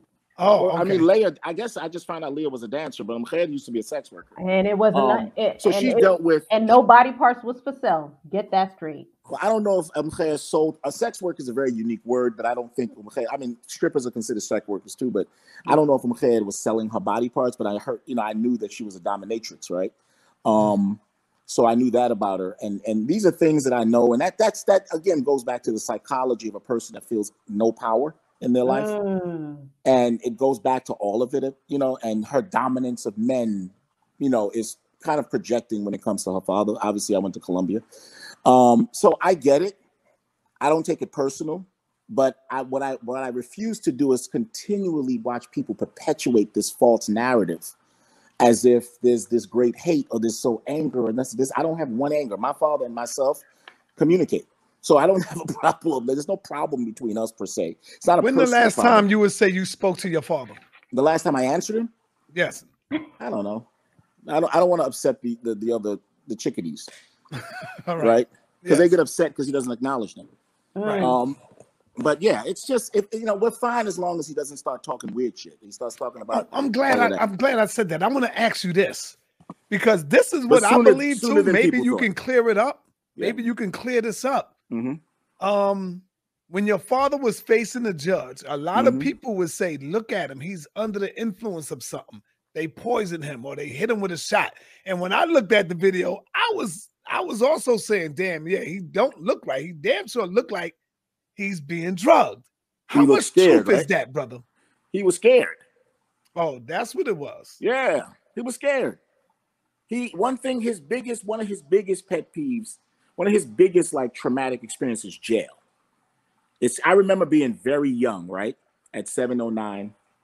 My mother's sitting there, my father's sitting there. This is when he got caught up with the passport fraud issues. Remember? He did passport fraud. And I remember him sitting across from her, because the way there used to be this living room area, like this little dining area, and there was a long table in between. My mother sat on one side, he sat on the other. And the other sisters sat, the 6 and 709 sat around that area, right? And I remember sitting there very young, and he got caught up in that. And he began to cry. "I don't want to go back to jail. I don't want to deal with this. I can't go back to jail. I can't go back to jail." And I remember my mother looking at him and saying, "Your son is watching you. Get it together." He has a weakness when it comes to jail. What that is, he's over the years told me he dealt with being raped in jail. He dealt with traumatic experience when he was younger. I don't know. So you're dealing with a guy that was fearful. And so he was sitting in there the way he was, allocuting to a crime he committed, right? Acting very humble. You got a guy in the chat room who goes by the name of Nawabian Facts, and it says, and he's saying, "Jacob, stop lying." So he's in the Nawabians. So the Nawabian Facts is not a person. Okay. Nawabian Facts is a page. If you want to call me a liar, show your face. There you go. I always say that. Come Feel in. free. And then you're going to have to validate who you are. Right. Because I can validate who I am because I have images you don't have. I have videos you don't have. I have communicate you don't have. I have DNA you don't have. I have stories you don't have. I have facts you don't have. My stuff is backed by documents. Now, Jacob, all that information you got, are you planning on doing a documentary sometime in the future? No? Nope. There's one being done now. I told them no. I tell everybody no. I have no desire to do a documentary. Now, I'm not saying it's about money, but that's worth a lot of money what you got, bro. I've been offered the movie. I've been offered the documentary. I say no. Damn. Hey, let's hear from our brother Chuck Morgan. He's in the building. Chuck, do you have any questions, brother? I'm just going to make this real brief. I am honored to be on the platform with two of my favorite York family members. Yes, thank you, brother. And I think this is really good that you set this thing up. So my question is real simple, and I'm going to get right out of here because it is their time. Leah or Jacob, I know the answer, but for those that are watching, that this lie has gone on for decade after decade, could you speak the truth regarding his ancestry? Sudan. Good question. Was it Boston? Was it Ghana? Is he a Liberian diplomat? That is my question. I know the answer, but I would like for the family to address it, and that is all I needed to hear. Okay. So here's the psychology behind it. I'm going to take this with Leah because I know you've done the genealogy and you can back it up with paperwork. I'm going to back it up with just a psychology, right? And the psychology is real simple. You know, David Piper York is his father.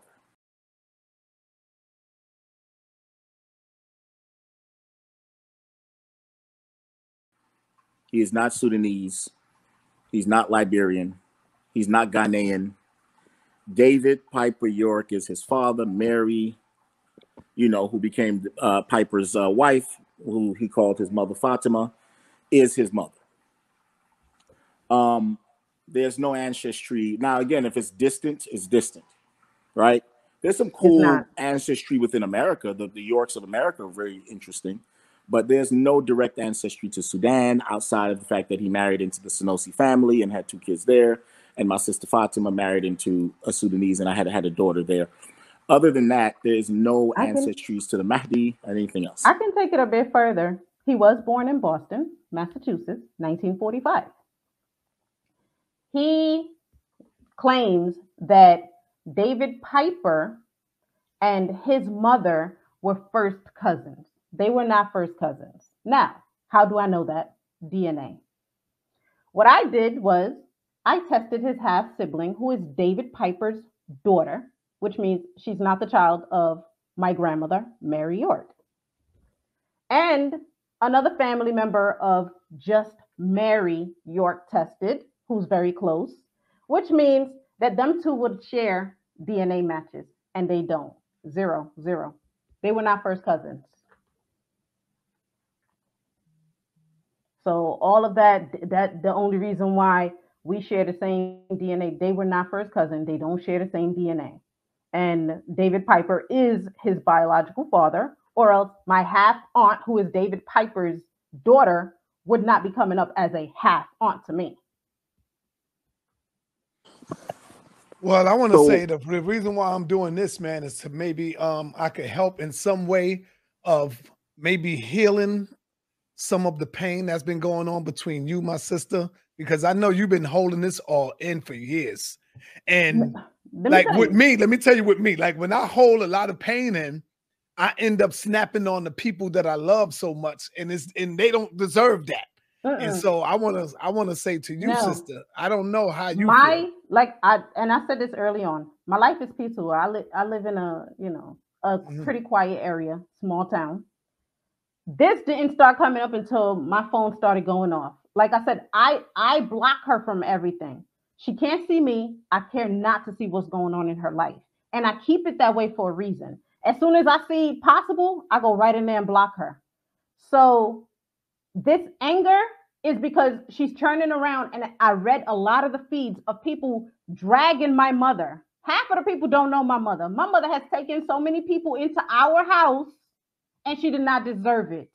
So if she's taking so many people into her house, how is it that her daughter wound up in foster care system? Y'all should have been asking that. So the reality of it is, it was more of the feed from that guy's, whoever he is. It was more of the feed from his post of him having her that pissed me off more than anything. And anybody who has love for their mother would feel disrespected. Oh, believe me, like I said, I was far from an innocent child. I probably gave my mother more hell than any of her kids. Yes, I was definitely in the street because my mother had 2 jobs and went to school full time. So that was a free for all for me. Of course, I was going to be out there doing whatever I wanted to do. Would you say that this show brings you closure? To what? To maybe, your sister, because you're able to come out now in the public. Have you ever done this before? Like came out on the show in the public? Talking about the talking about her. No, this was only brought up because of what she did. I've never felt the need to. Everybody that knows me personally knows my story. Like there is no skeletons. Everybody know me. I'm transparent with everything. I'm just going to say it like it is. So everybody like, oh, even in the comments, like I can see the hate. No, you don't know me, so you don't know how I talk. Right. I speak.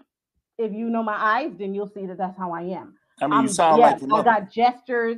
You said I sound like my mother. She has a very strong personality like that. Yeah. Yes, and that's just how I am. So people like, oh, I'm pissed off at her. No, I'm past it. I'm dead with it. It's over for me. Like over the years, like I said, we haven't spoken to each other in over 10 years. My life is good. I'm good over here. Real good. What were y'all like growing up? Like you and her as young? Like, because I'm quite sure you being an older sister, you had time to take care of her, change her diapers and stuff like that. Keep in mind that we lived in a community. We didn't even live in the same house. Oh.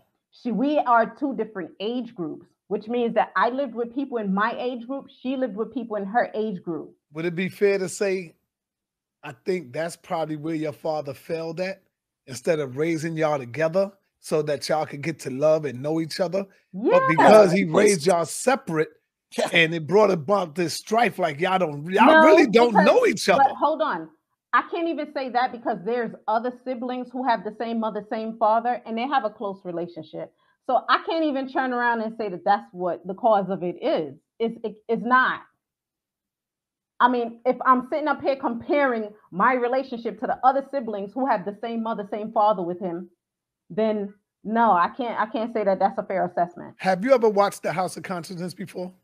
No. Sarnetta, my show I'm talking about. Oh, yes, I have. Sorry. So you know where I'm going with this next question. The House of Consciousness don't suck around, no questions. Have your father, or have you heard of anything of your father? And I'm going to ask Jacob, because Jacob, he keeps it all the way 100. Have he ever molested any of his own children? Have you heard of anything like that? I've heard the rumors, but I'm the type of person, I'm going to go ask that person. Right. And I asked the person and they said, no, nothing ever happened to them. He's never done anything to them. That's how about you, Jacob? Based off the one person that people were saying stories about. Right. How about you, Jacob? No. Okay. No. I've never seen him. I've never seen him do it. Yeah, not. I mean, I've heard of things that he's done that's inappropriate, but then you'll have people question whether it's appropriate or inappropriate based on their value system. But as it pertains to, watching your 12-year-old son having a grown woman give him oral sex while you watch. Some people would find that to be, well, maybe that's his rite of passage as a father. Some people would look at that as being inappropriate. I find that to be inappropriate, but some people may think that's normal, right? Have you been keeping up with the Polite situation, in the case that Polite going on right now? Personally, I didn't know who he was. Oh, wow. You ain't know Polite? No, I don't know who he is. Oh, I'm told who he was, and when people tell me, I go, okay. Well, my brother, I don't entertain. Right. You doing your own thing out there. I don't really entertain subcultures very often, right? Mm-hmm. So again, I see these people talk, the Omar Johnsons or these guys, and I just think they're silly. And so a lot of times I just disregard most of them. I'm not surprised that he's a child molester himself, because anybody that defends my father, to the T, obviously share some of the values that he has, right? And for a person that never met him, or people who never met him, or whatever it is, for him to go as hard as he did, I find it doesn't surprise me that he was accused, that Ramesses, all these guys are accused of, Ramesses is accused of abuse. Like, if you are part of a group of people that really, really, really, I mean, NAMBLA supports my father. Do you understand what I'm saying? You get my point now? Like, the National Organization of Man-Boy Lover Association supports my father. That's the point. Like, it's like-minded people. So it doesn't surprise me. I think that, again, one of my biggest issues with a lot of the later on people that are in my father's life, which is part of this Nwabian thing, is the fact that a lot of them are kind of leeches to me, to him. They insulate him in his psychological illness, right? And so they are creating the negative. I think a lot of them are drawn to the fact that he's been accused of all this stuff. I think they have deep-rooted issues, and they need to justify. It's like all the crazy people that supported Donald Trump because they knew he was just as bad as them, and they all start going to jail for the crazy shit. It's the same thing with a lot of these later on people. These people that just surround my dad and perpetuate all the sickness and all of that. They, to me, I believe, if this Sakina person is just Garhart, she might have skeletons in her closet too. You understand? Yeah, that's what I believe. Like, you can't stand there. You cannot be close to my father and not see it. Yeah, you're a real dude, difficult. Jacob. I like you, and I like the sister Leah, man. Y'all real people. Y'all keep it 100 all the way, and that's what I see from both of y'all. Jacob, let me ask you this. I was watching the show that you did with Taharka a little bit, and he just rudely kicked you out and got rid of you. But I think you said something, and correct me if I'm wrong. You said something about your father was asking you for $1 million. Am I right in saying that? Yeah, $2 million. Oh, $2 million for what? Wow, what was that all about? When it's in the late 90s at some point. He had gathered all his kids, and he came to New York or somewhere and had all of them get together. You remember that? Yes. He got all his kids together, and he was talking to them. And like, I talked to Zainab today, and she was like, "Yeah, he asked me for money. He was asking all his kids to raise money for him." I guess he was in the middle of that battle with Sheriff Seals, and I didn't show up to it, but he had, I guess, gathered them all at a restaurant and started having one of those speeches about his greatness, which meant he was probably doing a fundraiser with them and trying to figure out who had money, because he built his entire empire on talking women out of money. The entire mosque was funded originally by my mother's mother giving them the money, and he took advantage of a lot of the sisters in the mosque, getting their life insurance, all that stuff. So he was pretty of an interesting kind of scammer guy. So I think he was trying to get to his kids, and I didn't show up because I know him, so it just wasn't that big of a deal to me. And then he called in my office and asked me why didn't I go. I was like, I'm not going to that. And he was like, we talked for about 30 minutes, and he was just like, yeah, I'm trying to see if you can give me $2 million. And I thought he was joking, so I just brushed it off. Brushed it off, as most people would. Right? I was like, yeah, whatever, man. I ain't giving you shit. We talk like that. That's how our relationship is. So we laughed and joked, and I hung up. And then when I got to the land that one time when I went to see him, he bought it up again. And that's when I realized he's bad with money. So I was like, yeah, this guy probably screwed up all his money. I'm not giving this guy a penny. You know what I'm saying? Because he's never given me a penny ever. No, what I mean by that is, like, he wouldn't have given me $2 million. You understand? So I'm not giving him anything. Wasn't there a time when you were younger, when you was just starting to start off, that you also went to him and asked him to help you, like, for maybe $100,000 or $200,000 to help you start your career? Because you was promoting like Biggie and Lil Kim and these people. Did you try to also get money and he turned you down? No, that never happened. Well, that's not true. So okay. My working with my career and Biggie and Lil Kim and stuff was in 1994, 1995. I was out of the mosque. I had stopped speaking to him in 91. So that's a fictional statement that he creates and tells people, right? Atlantic financed the Lil Kim situation. There was no, Arista financed the Biggie situation. Like, they got billions of dollars. They don't need Malachi York's money. I interned for my cousin Kidar, right, at the time, who was doing very well, and Daddy-O. And Daddy-O's the one that cut the demos for Junior Mafia in his studio free of charge for me. And we shopped it around, and Atlantic gave us a deal. It had nothing to do with money. Like, it was literally, and at the time I had made my own money producing events and doing, marketing, which I can pull flyers up, and I had the Hip Hop Union at the time. You can pull up Billboard articles. This is all bigger than what he's never done anything successful in music. All his plaques are fake. I actually have real plaques.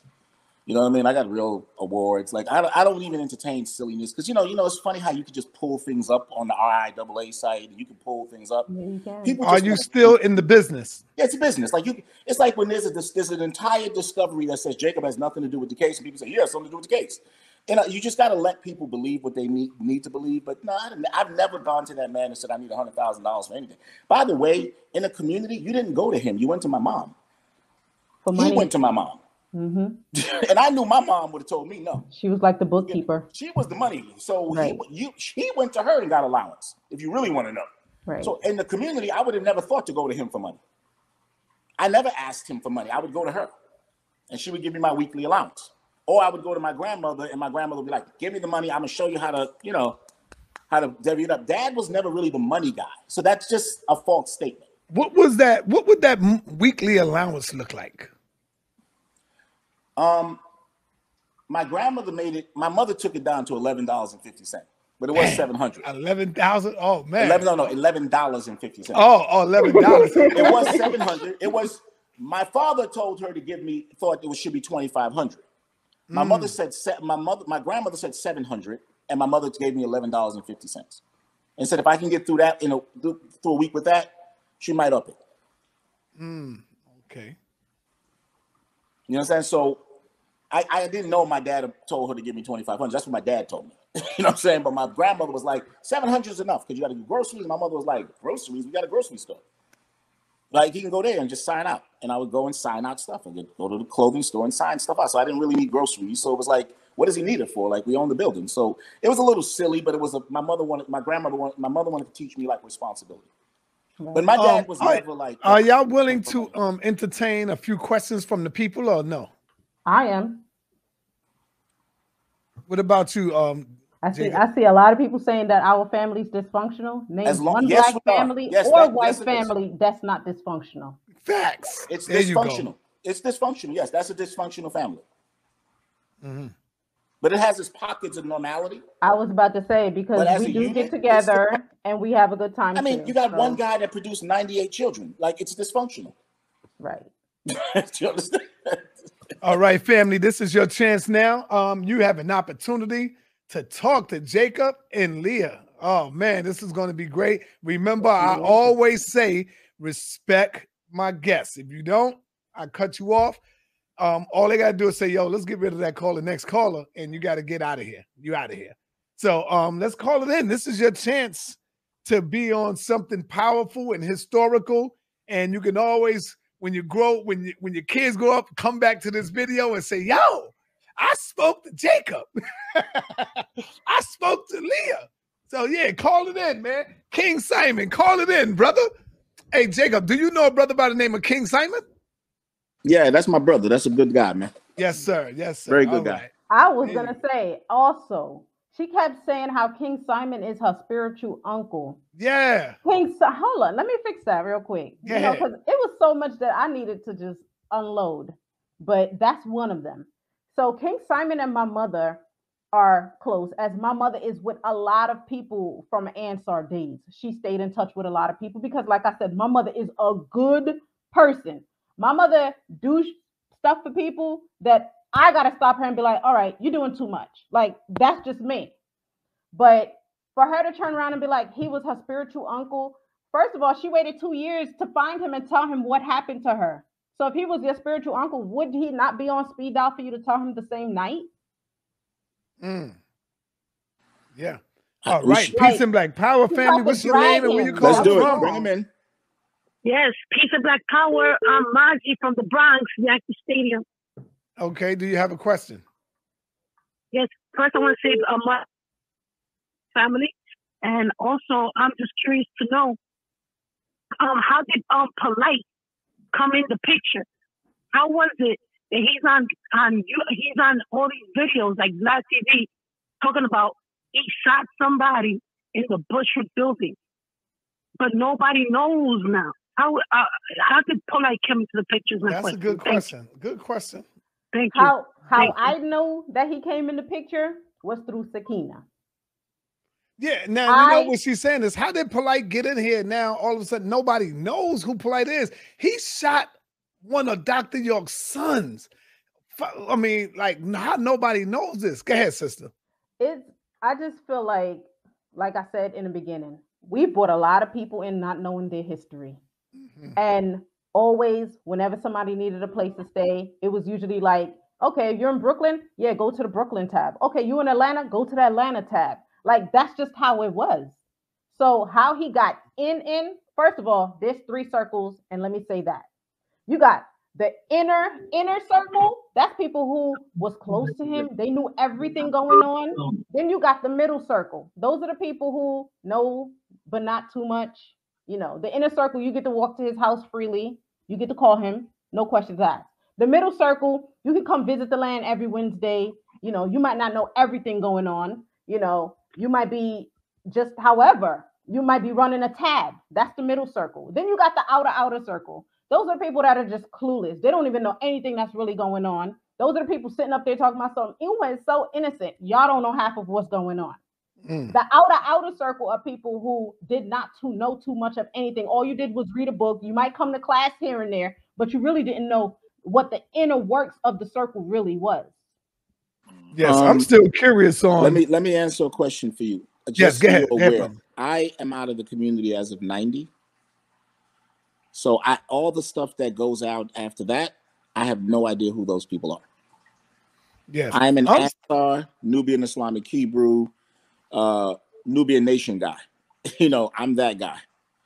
I have nothing to do with Edenton, Georgia. I've been there one time. I have no idea what goes on when everything went to Nubian Nations and that whole silliness. I know no idea of that. I remember being upstate New York when we started writing this Nubic language, which was just a dialect that we created as kids, and he turned into something special. So I knew he had a new Khan coming, but that comes after me. I don't know anything about the Nubian Nation at all, to be honest. So so when people ask me who these guys are, I legitimately don't know who they are. But again, I will say that these people came on the latter end because kind of around the time I left and then my mother left, you know, a year before that, Awatif left, a bunch of people left. The quality of the organization deteriorated with a lot of the older people leaving because there was a lack of quality control. Yeah. 709 dismantled, structures disappeared, real leaders that ran organizations began to disappear. There was a big civil war around 89, 90 when a lot of the original people parted ways with him. Right. So he was stuck with the middle group of people and the outer group of people who were then promoted up. Right. And they were just drones that did whatever he said. And because he didn't have total control of the Ansar Allah community. He didn't have total control of Nubian Islamic Hebrew. There were chapters, there was an organization, 709 had 6 people, there were people so there was a structure at one point. Right. And then once he took control of that structure, and there was that civil war and people kind of went their parted ways, the structure collapsed and you had a whole bunch of people that just really didn't know. And, you know, a lot of the assets wasn't there. Taxes wasn't paid, you know, properties that we owned wasn't managed right. Food wasn't distributed right to the children. Like all types of programs collapsed because he didn't run it. He just was responsible for selling the dream. There were organizational people that ran it.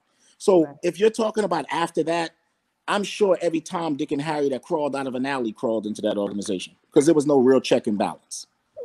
And so all these other people just were people that probably just hyped his ego up and says you're great, and he just promoted them because of that.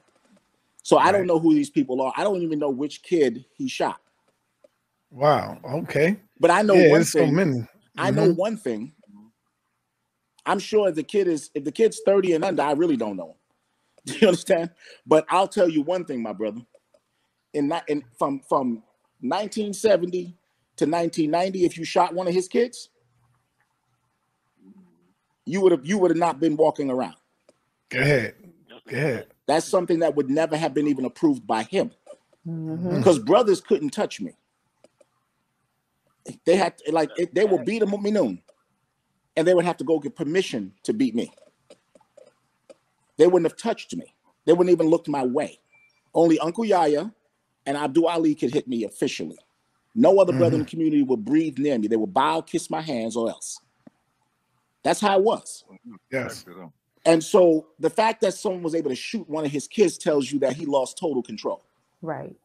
Oh yeah, man. Because if you breathe near one of his kids, a brother had the nerve to look my way and get angry at me, and next thing he knew, he was dragged into the streets, kicking and screaming and crying. It would have never happened when the organization was the real organization it was, because you would have gotten a visit from the Mujahideen. Right. Good point.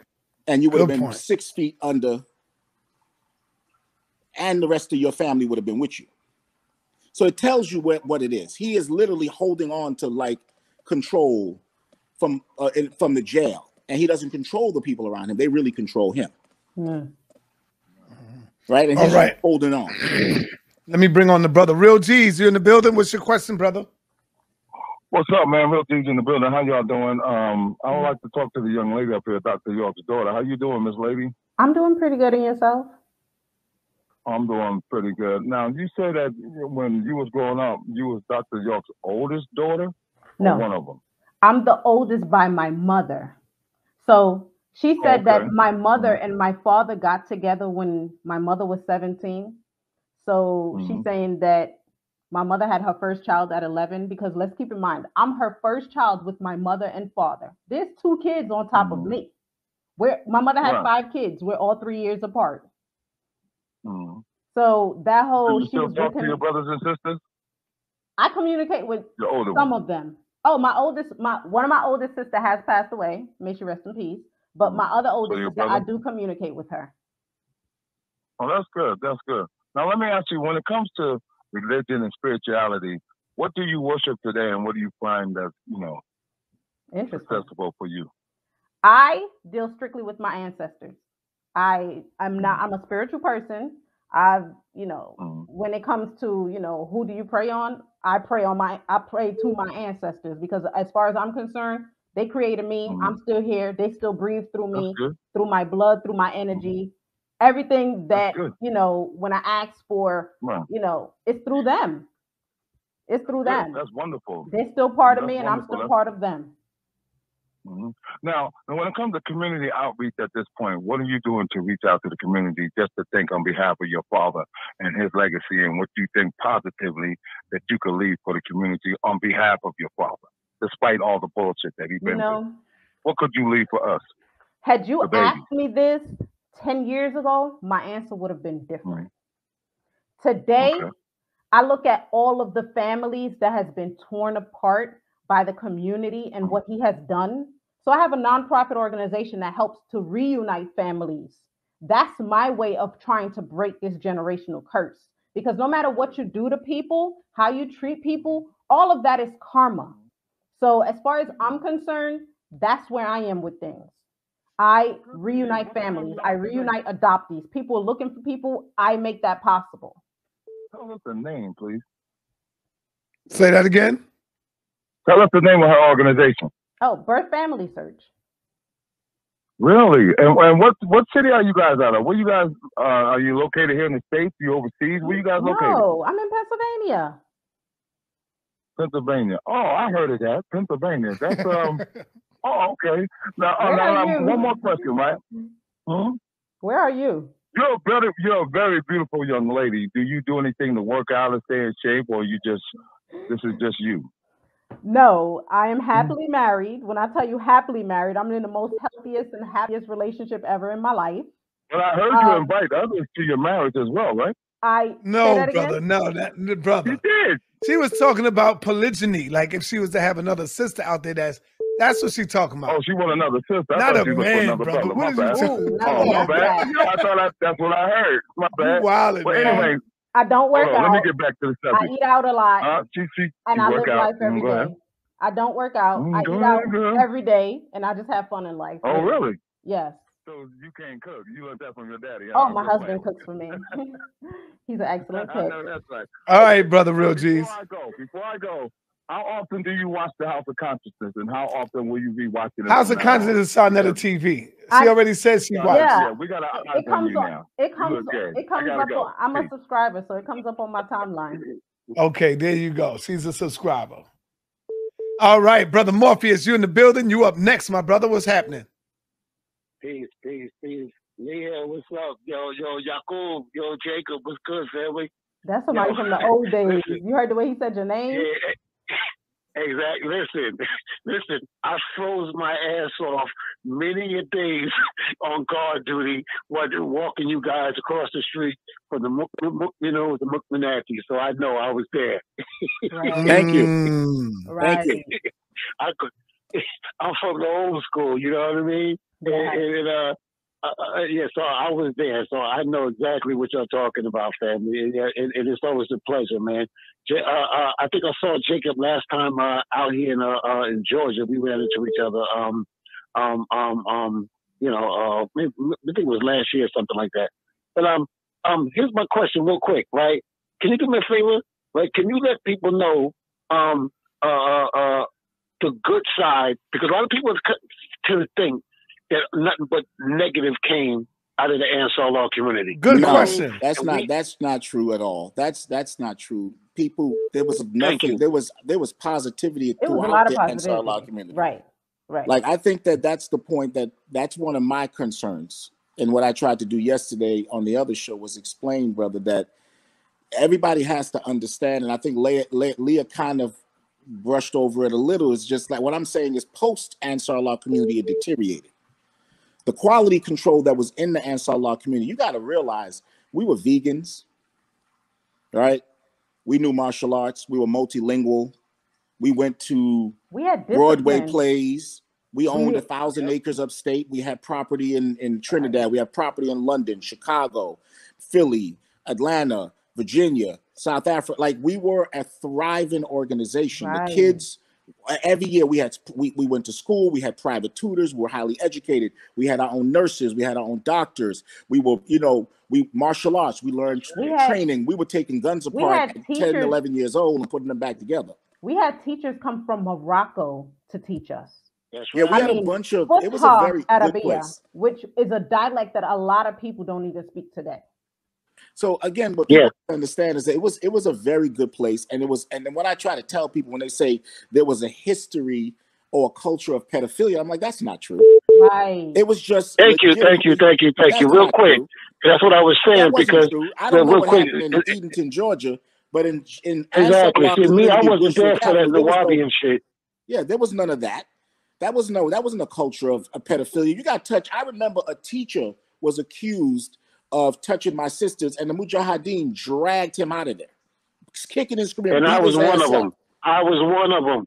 Yes, beat him up. There was no culture of molestation in the mosque back then. So when people speak, they're speaking from being 6 years old, 2 years old, 3 years old, and not even being in the mix of the hierarchy of the business. First of all, the kids didn't even communicate with the adults. That's the point. That's right. The sisters were separated. The brothers were separated. So when people tell these stories of I used to have this happen to me, I'm like, where?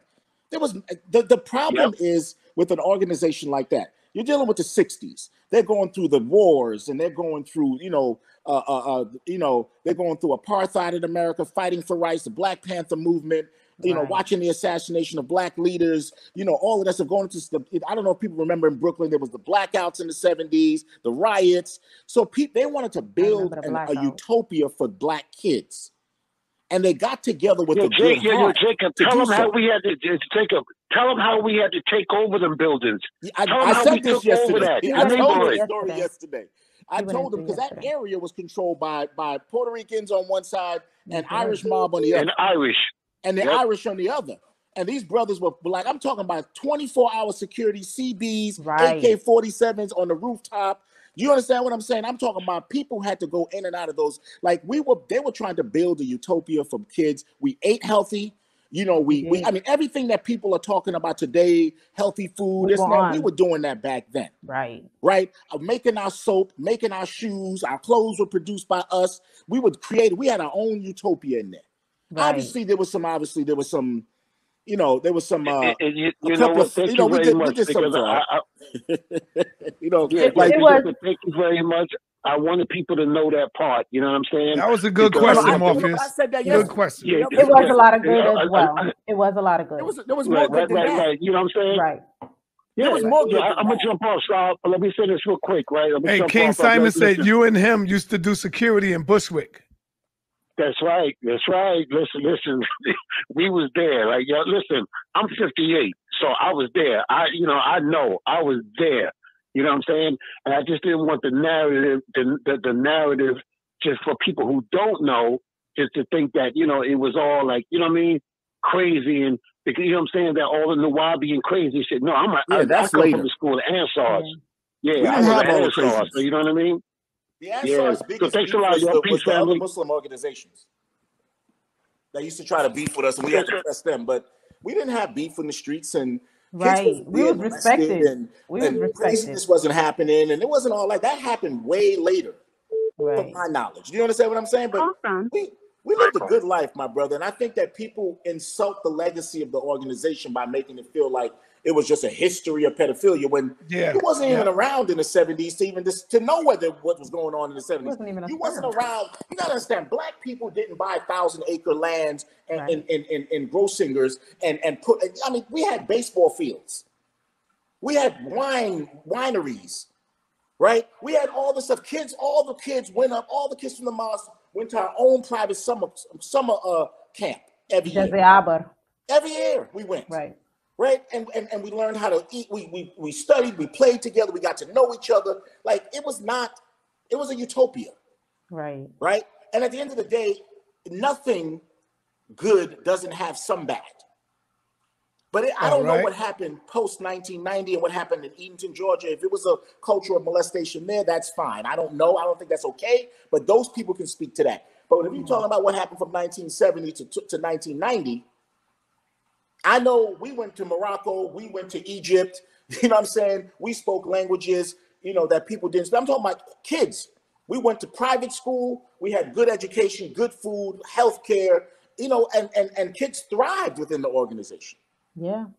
So at the end of the day, I have a problem. Y'all also had a roller skate ring? Yeah, and we did. King Simon just dropped that. And the roller skate ring was one of them. We had a roller skate. That's where the big mosque is now. Yeah. That was where we did our own Eid. We put on our own plays, put on our own music.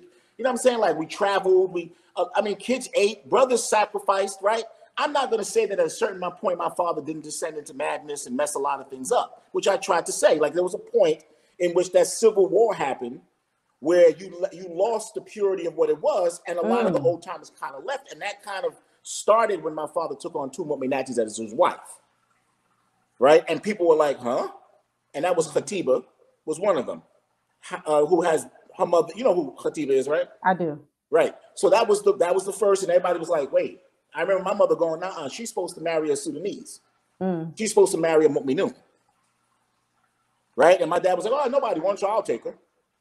And that's when that started getting strange to a lot of people in the organization who had dedicated their lives to watch their kids go on and be ambassadors and and all of that and all the stuff they were meant to be. And at some point, my dad just reneged. Why, I don't know. And I do know, but I'll say he just reneged. And I think at that point is when you had that civil war of people that was like, wait, when we built this for this. And then you had the people that probably other people that hung around with my dad till today that just surrounded him and dealt with the cult of personality that he became. And they fought for his belief. And it's all about you're Jesus on earth.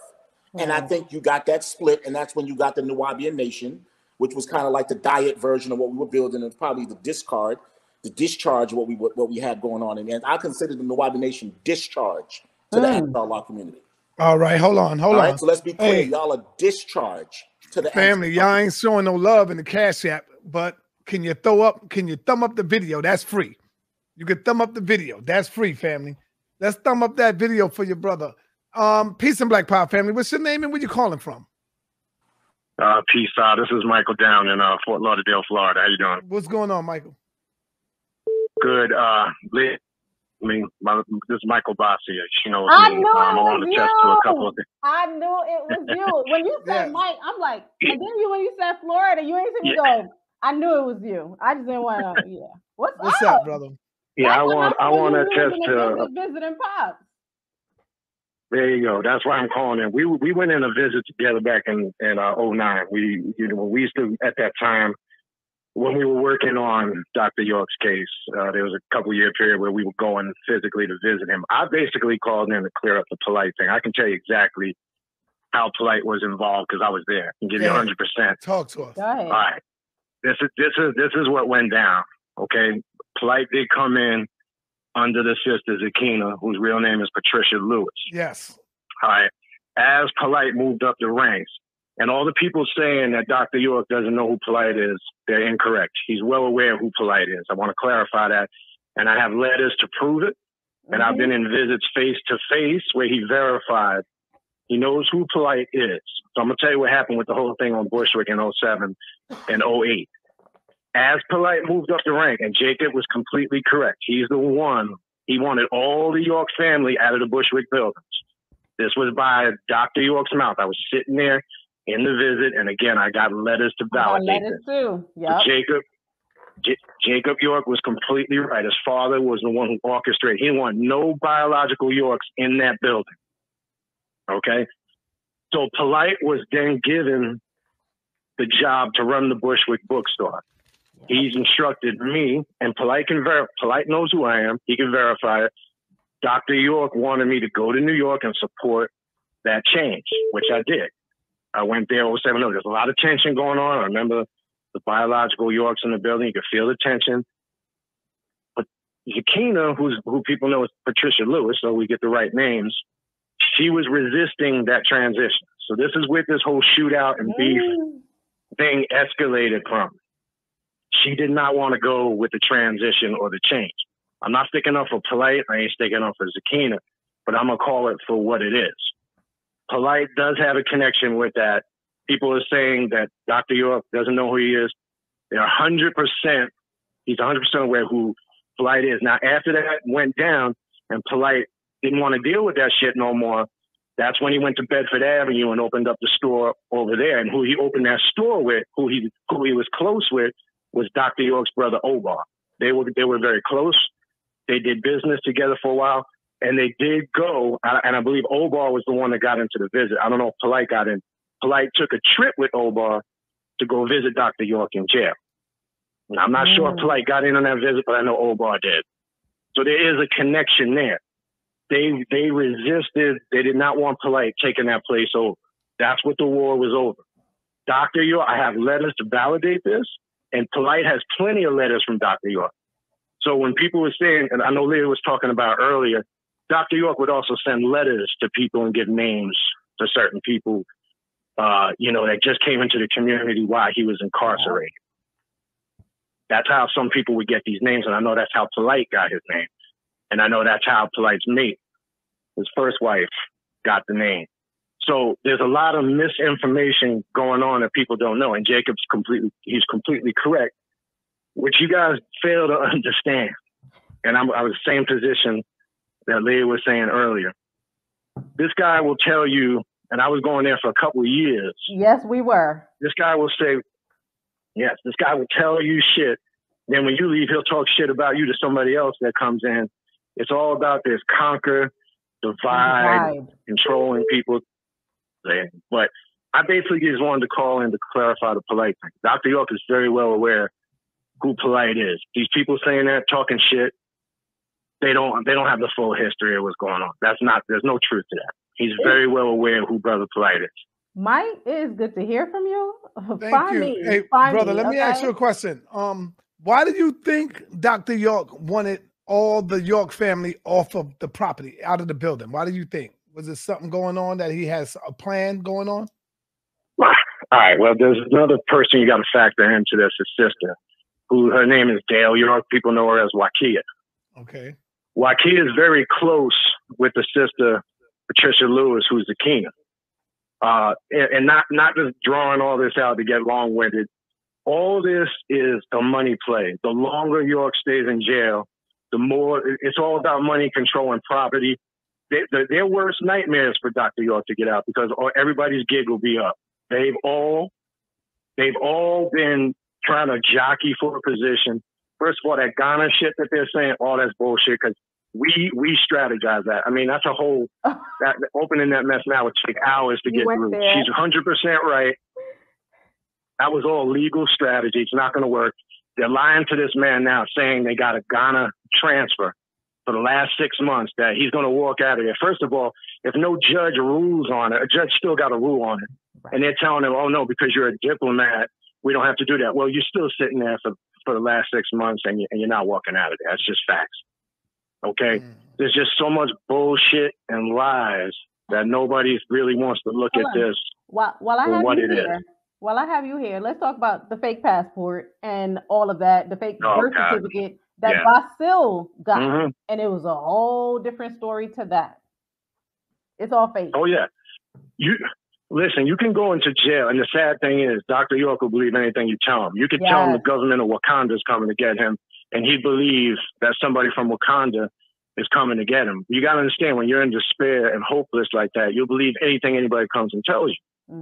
They've told him so much stuff that was not true. Paperwork. You're born here. You're born there. You got citizenship here. They're coming to get you. We got paperwork done. They're not even factoring in when Muhammad and his mother were trying to go over there back in 2005 to correct the whole diplomatic status thing, because they're going to sit there and tell you he's a diplomat.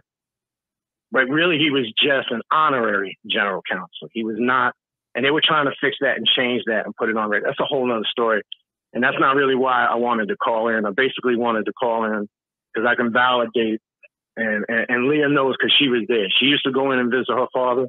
I was doing it for 2-3 years. I just saw stuff, like I say, it's incredible. People just don't know what's going on. It's a lot.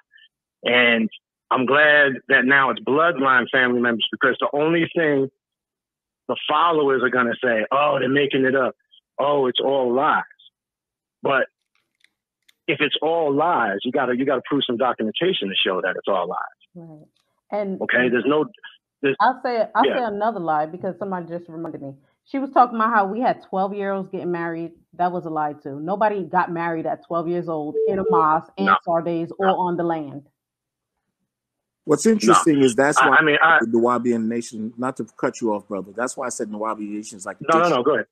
It's there, like that's what I mean when I say they insulate him and they're milking him and they're manipulating him now. He's their prisoner.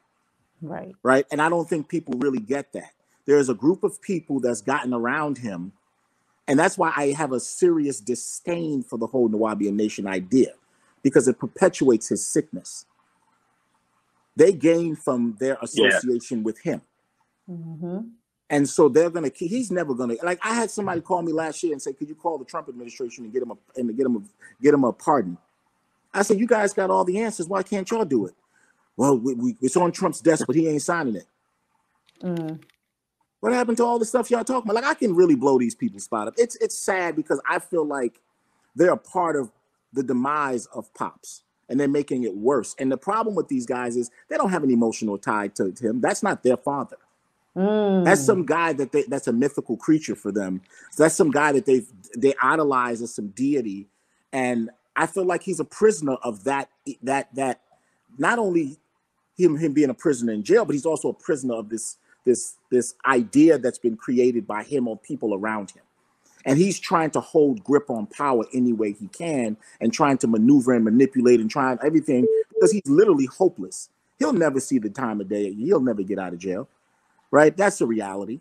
And you know, that's not what the Nuwaubian nation is saying. They all believe that he will be out. And I want to say, how come none of the Nuwaubians is calling in right now? This is your chance to call in. But y'all talking all this mess in the chat. Call in where you can ask them now straight up.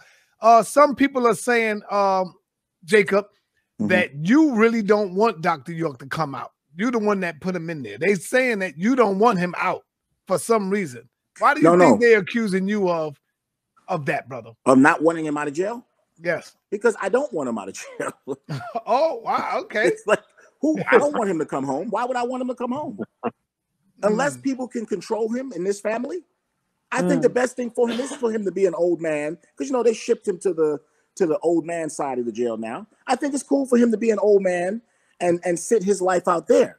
Because if he comes out here, nobody's going to be able to control the monster that he's going to become. No one's going to be able to control him. What's going to happen to the victims and their family? When are they going to ever get closure if this Good point, brother. Like I sat with my family and I said, if I go out of my way to get this man out of jail, are we going to make sure that he apologizes to the victims? Are we going to make sure he plays father? Is he going to be the father, the grandfather, the great-grandfather, the uncle, the brother and the sister? Or is he going to go back into Bushwick and start the madness all over again? Because scientifically, they've proven that pedophilia is incurable. And so what are you going to do? I don't want it to get worse. I don't want more kids to get hurt. So unless we can find a way to insulate him from being able to commit more crimes and hurt more people, he should stay where he's at. But again, I take pride in the Nuwaubian nation thinking I'm the president of the United States and I'm the attorney general, because that means they have a lot of respect for my capability. That I have the power to put that man in jail. Because if he's Jesus Christ, how can I have a power over Jesus Christ? If he's your deity, I have power over your deity. That makes me your real deity. I'm a super deity now to you now, right? Be intelligent. Y'all supposed to be smart. Be smart. Nuwaubian Facts, if you was on earlier, you would have heard that. You would have heard me debunk that part. But let's keep it moving. I can't see who they are, because if you don't have a page with your face on it, to me, you're a meme. So stop talking to me. Talk to me if you got a face. At the end of the day, what I'm saying to you, brother, is no, I don't want that man to walk the streets and hurt more children. Do I want to be able to spend my life with my father sitting by my fireplace? Of course I do. I would love to have my father sit. My father can move in with me, but he's not going to stay here. He's not going to stay here. No matter how big my house is, no matter how much acreage I have, no matter how long, he's not going to stay here because he has a sickness. He's going to get sucked back into Bushwick and someone's going to get hurt. So it's better that he stays out of the reach of children and in custody than for him to run the streets. And the victims, just their lives get ruined. The victims' kids' lives get ruined. No one has closure. People, like, it's not fair. I can't be selfish just because I want to be with my father. I've never been selfish. Right. But no, I don't have the capability. Y'all, the Nuwaubians can sit there and promote whatever. The Waukee can promote whatever. They can all promote whatever the hell they want. They all have a life because he's in jail, and they have a mythical image that they can say, our oppressed leaders, and suck money out of people. I have siblings that do that. Suck money and con people out of money every day in the name of their father, because they didn't go out there and get a job or build an empire. They didn't go out there and do something with themselves. So they want to milk an organization. We've seen this happen. This ain't the first time it's happened. You ever watched the documentary about the not the Dalai Lama, the other guy, how he showed how people manipulated that guy? All religious leaders go through this. All leaders go through that, where they become insulated by a group of people who manipulate it. And so I don't really think, again, I would love to spend, me and my father laughed when we hung out with each other. We had fun talking to each other. We had a good time. I actually have a real relationship with my father. I would love that. I don't want him in jail, but at the end of the day, I'm not going to let him hurt any more children. Right. I'm not. Thank you. Yes. Yes. Ever. Hey, Sister Leah, let me ask you, they always say, the elders always come and tell us life is short. Make the best out of it. Yes. If your sister was to want to come to you and reconcile her differences and bow down to you and just beg you and tell you how sorry she is for all the misfortunes that y'all went through, would you forgive her and accept her back in? No, I don't make peace with Shaitan. Sorry. You don't understand. Like, I keep trying to tell people, everybody who befriends her, everybody who invites her into their life becomes tarnished. Like, why would I want that for my life? People walk away from her and do great things. Like, do you not see the problem? Why would I want to invite that into my life? Like, you ever had that one person who they just drag people down no matter what? Like, they move away from them and all of a sudden their life is flourishing and you're like, that person was the problem. No, I wouldn't. I'm good. I'm happy. Like, my life, I'm bright. My life is good. Trust me. I have the relationship my that I have answer with is the different siblings, than Leah's answer. and I'm good. My answer is she gets medical help if she goes and gets psychiatric She's in help, denial. if she deals with her medical and psychological issues, then we can sit down and talk about it. She's in denial. But to bring about people it, back so into your that's not life, happening. to take rotten fruit and put it in with good fruit, you're just going to spoil the whole bunch. So if she makes an effort to change her life, if she makes an effort to go get psychiatric help, therapy, and help grow past some of the issues she has, I'll take the journey with her. And I'm sure Leah may consider, but like taking her the way she is right now, you will never understand how much of a headache that could possibly be for anybody. Right. And that's the problem that a lot of people don't understand. Like when you have a person in your family, and I don't care who you are, you can have that drunk uncle, you can have that cousin who just start a fight with everybody. She always loud. When you have that person in your family, nobody is going to want to be around them. When things are good, nobody's going to want to invite them. Like the person would have to fix themselves in order to. People have to see that person change in order to want something different for them. But if they don't see that there's a problem with themselves, how can they fix anything that they don't see is wrong with themselves?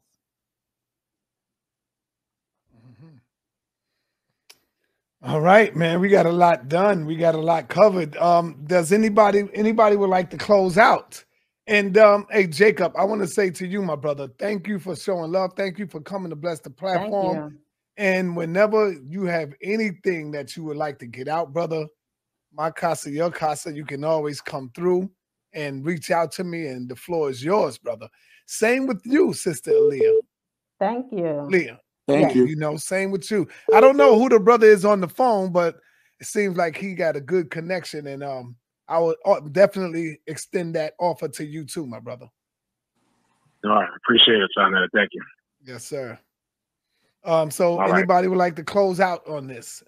And you're welcome to do a part 2 if you still got stuff you got to get out. This is a one and done. This is a one and done, because if people don't get everything that I've had to give from this first one, it's not meant for them to take it. It's meant for them to learn the hard way. And believe me, you will learn the hard way. How is Fu Allah? Faith? Fu Allah. Fadallah. Yes. How is FUD? Yeah. Last I heard, he was doing okay. Is there a reason why you asked? Yeah, somebody texted me and said, ask them how is so-and-so. I guess. Yeah, last I checked, he was doing okay. Yes. Okay. Thank you. And y'all can close out. Close out unlimited. Take your time and just drop what you want to drop. I'm still closing with the fact that my mother never got with my father. Hold up, Leah. Leah, hold up. I want York first to close out, because I'm gonna let you go last. So because you the one that came in first, and I'm gonna let you close out with everything else that's on your mind. Okay. Go ahead, brother Jacob. I don't really have anything to say. I came in to support Leah, like I did yesterday to to just debunk some of the madness that's going on out there. I mean, what I want to say to people is you can sit around and you can perpetuate whatever negativity you want to perpetuate. That's your business. I'm not in here because I'm trying to change minds. I'm not in here because I'm trying to change experiences. I'm not in here because I'm trying to give you anything to validate or devalidate what you believe. I'm here to support my sister and tell the truth about what I experienced as a person who was within the hierarchies of this business. I went on after 1990 with the help of her mother, definitely giving me a couch to sleep on, and other people who supported me to build my own empire and my legacy. So I don't, perpetuate anything negative towards my father. I don't have anything against my dad. I don't have anything against the Ansar Allah community. I just think the Nuwaubian nation was just a stain on the legacy because it wasn't based in anything, right? And it was the rambles of a man that was literally mentally ill. Like, I mean, he went to court and they literally said, after the 730 exam that he was schizophrenic, right? So that just tells you what you're talking about there. And then a lot of the controls around him was gone. A lot of people that had no information about him rose up in ranks, and it just, look where it ended up. Again, I can tell you how the FBI get access to him. I can tell you all the stories, but I mean, people are going to believe what they believe. I think the most important part of this is, we have to respect the victims of Pops. He has a group of victims, and it's not just the children he touched It's also their families. It's all those are the people that they are associated with. It's also his children. Some of his children are his victims. And what I mean by that is, look at what they're going through, right? As a result of it, look at people in the communities that dedicated 30 years of their life to this, what they ended up with. You got to understand, there are brothers that sat in the cold, stood guard in the snow, just to have their 5-year-old kid molested as an example of how he cared about them. Like, you got to give these guys their respect. They dedicated, they went on the trains, they were rain, sleet, hail, snow, promoting this idea. So to be talking about one man above and beyond a nation of people that sacrificed says a lot about your character. Of course, Waukie's going to say that because, you know, my dad stopped her from being a drug addict and gave her somewhere to stay. So of course she going to say it. Of course she going to support him. You get it? Jacob, so, what do you think about Ben Amin? Wasn't he doing the same thing? Ben Amin? Yes. Why do I know Ben Amin? What's his name? What's his name? Help me out, y'all. What about Benjamin Carter? Help me out. Carter. The one that was in Miami.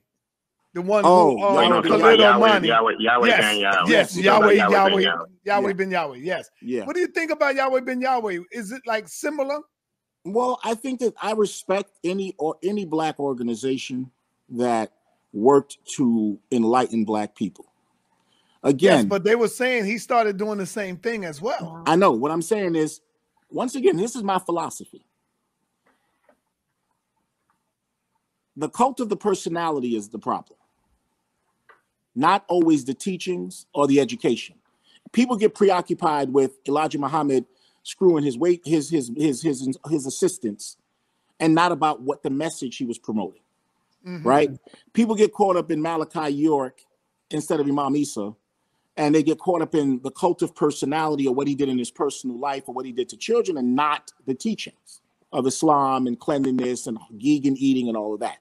So again, I separate the man from the teachings, right? Because if we really dig up on all these other religious leaders, we ain't going to be believing nobody. Because a lot of stuff that went down, our ancestors did, a lot of stuff Egyptians did, a lot of stuff Sumerians did, a lot of stuff Moors did, we wouldn't agree with, right? So I ignore sometimes, I tell people to get away from the cult of the personality. If you want to continue to promote Ansar Allah community, Nubian Nation, Nubian Islamic People, and those teachings, that's fine. You don't have to follow the guy. I can like R. Kelly's music and not like what he did to children. I separate the two. Right. So I don't get caught up in both being the same thing, because, you know, sometimes some of the most, I mean, Prophet Muhammad had a 9-year-old wife.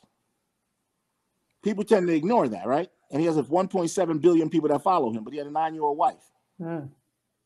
So again, if we begin to get caught up in what these people did in their personal life, we're really not going to like religion at all. We're not going to like way of life at all. We're not going to like half the stuff we eat. We're not going to like what we sleep in. We're not going to like the people that built this camp. We're not going to like the people that built the iPhone that I'm on right now are racist. So let's turn off the iPhone. The people that built YouTube.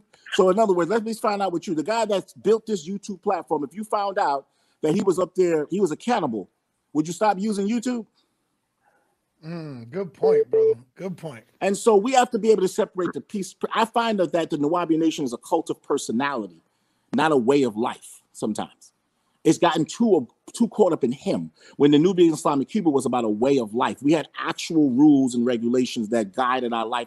Literally the opposite of, we never deified him. He was specifically not deified on purpose, where now he's deified. He walks through walls now. You get it?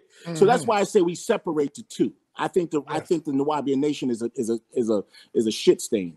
I like that point you made. I like the point you made with R. Kelly.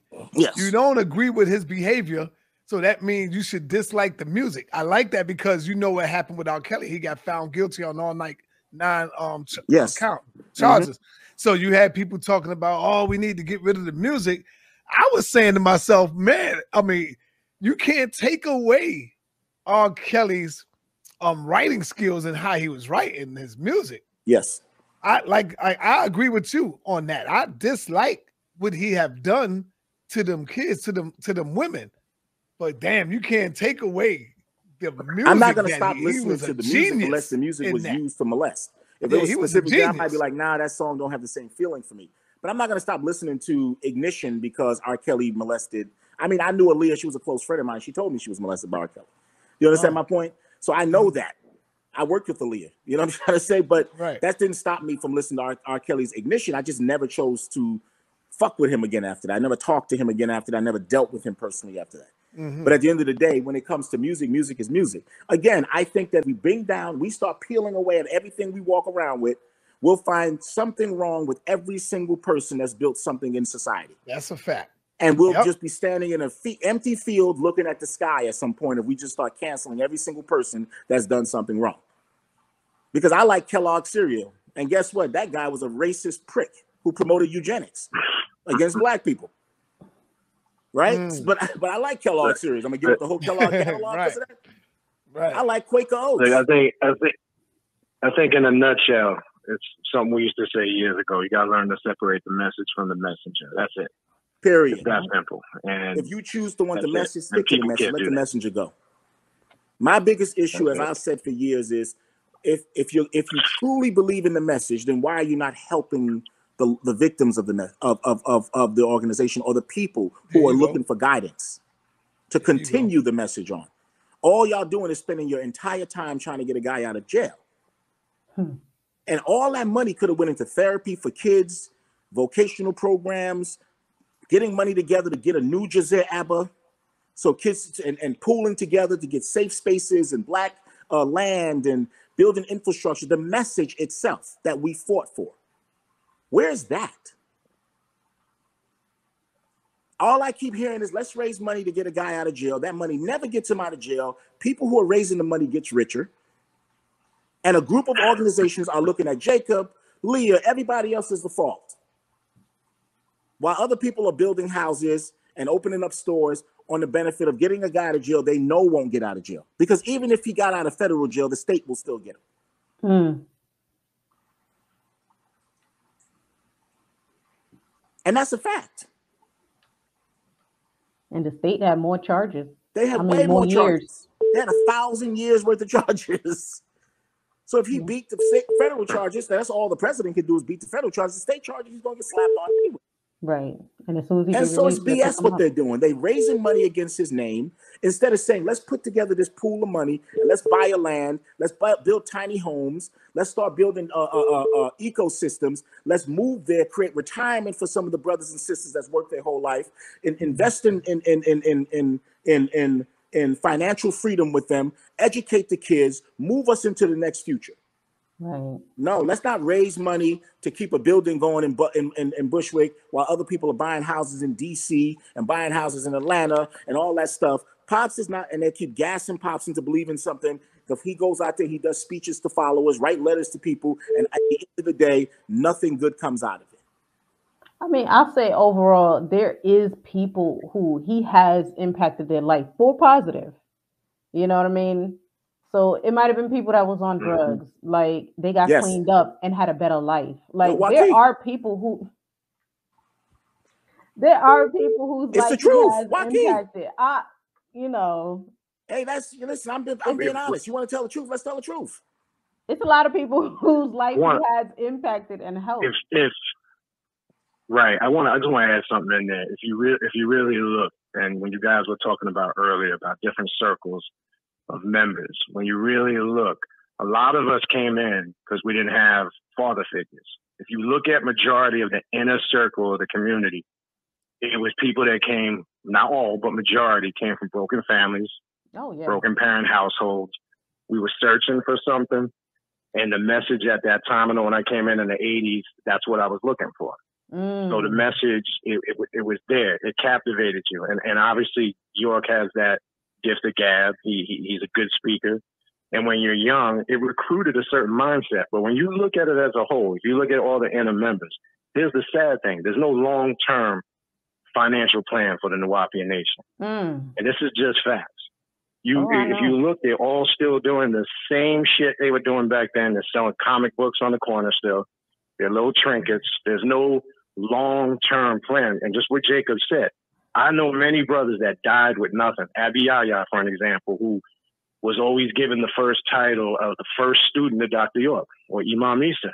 That man died sick with nothing and nobody gave a shit. That's just one. I could run down a list. Idea. Doc was his right. Doc was his student. Let's be clear. Uncle Yahya was the first who came up with it all. Let's give him his credit. Right. My father learned it from Yahya. Let's be clear. That's good. You're right. You're right. And he's one of many elders, what Jacob's saying. People gave their, I mean, I came in out of high school. I came straight in, 17 years old, moved right in the community. Gave up. And it's my choice. And I don't hold anybody, everything I did, I made those choices on my own. So I don't hold Dr. York responsible. Anything that I went through and the people, these were conscious decisions we made. So I'm not saying it in regards to that. But what I'm saying is there is no plan. They shack up in apartments. They live together. They're still living like they were living back then, but just in a more modern day time. It's a cult mentality. It breeds failure. And this is the problem. And if you look at the outer circle members who are influential, that got money and power, they ain't part of that inner circle shit. Right. Professional people. It was always like that. Yeah, there was people that read books that were entertainers, lawyers, doctors, but they weren't part of that community shit. We were the ones. We were the foot soldiers on the street that dealt with all this shit that we're talking about.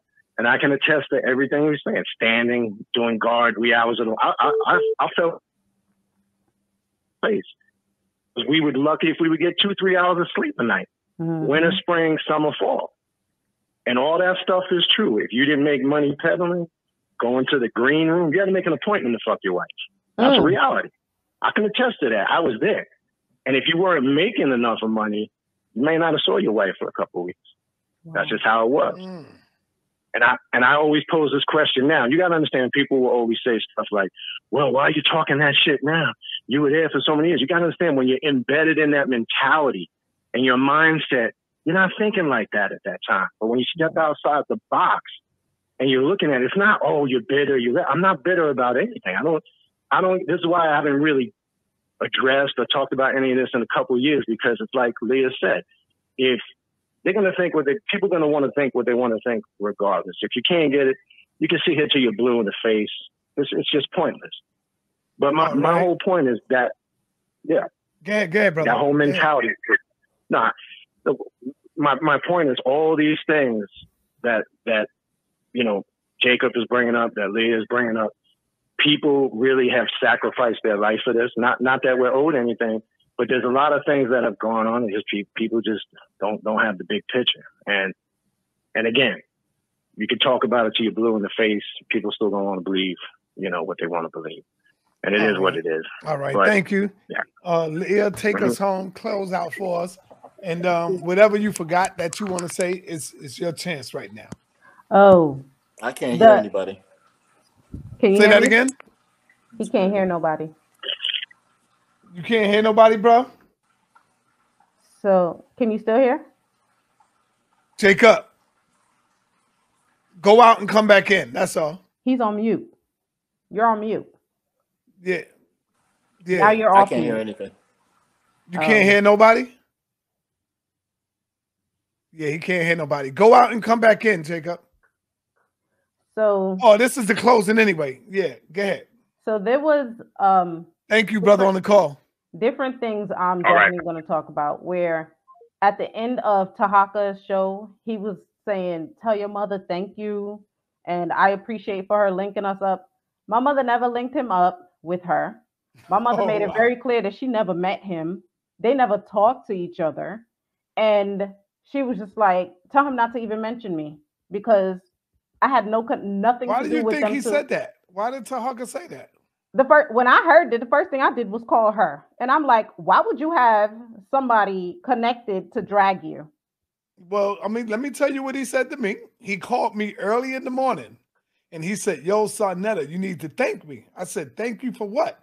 He said, "Well, Leah called in and I told Leah that I ain't got no time right now to bring her on. So I told her to go on over there to Sarnetta." Oh, hold on. This is my word. If I'm lying, See? Tahaka, he's watching right now. But I already knew who brought you. I already knew who got you to come over.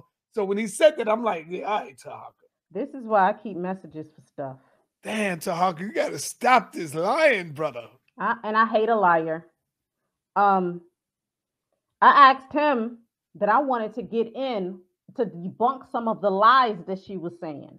Mm-hmm. And his message was, no, you could come on tomorrow. I don't want this all-out war. And I'm like, oh, I told Chuck, I said, connect me with Sarnetta.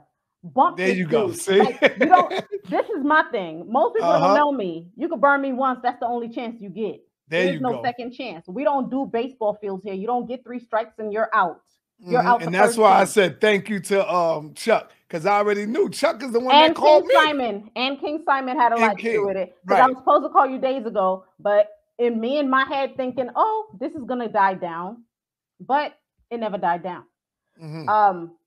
Another thing was still, like I said, my mother and my father never got together at 17. Everybody that know my mother knows she got 5 kids and she had 2 children on top of me. If I'm his oldest with my mother, she had me at 21.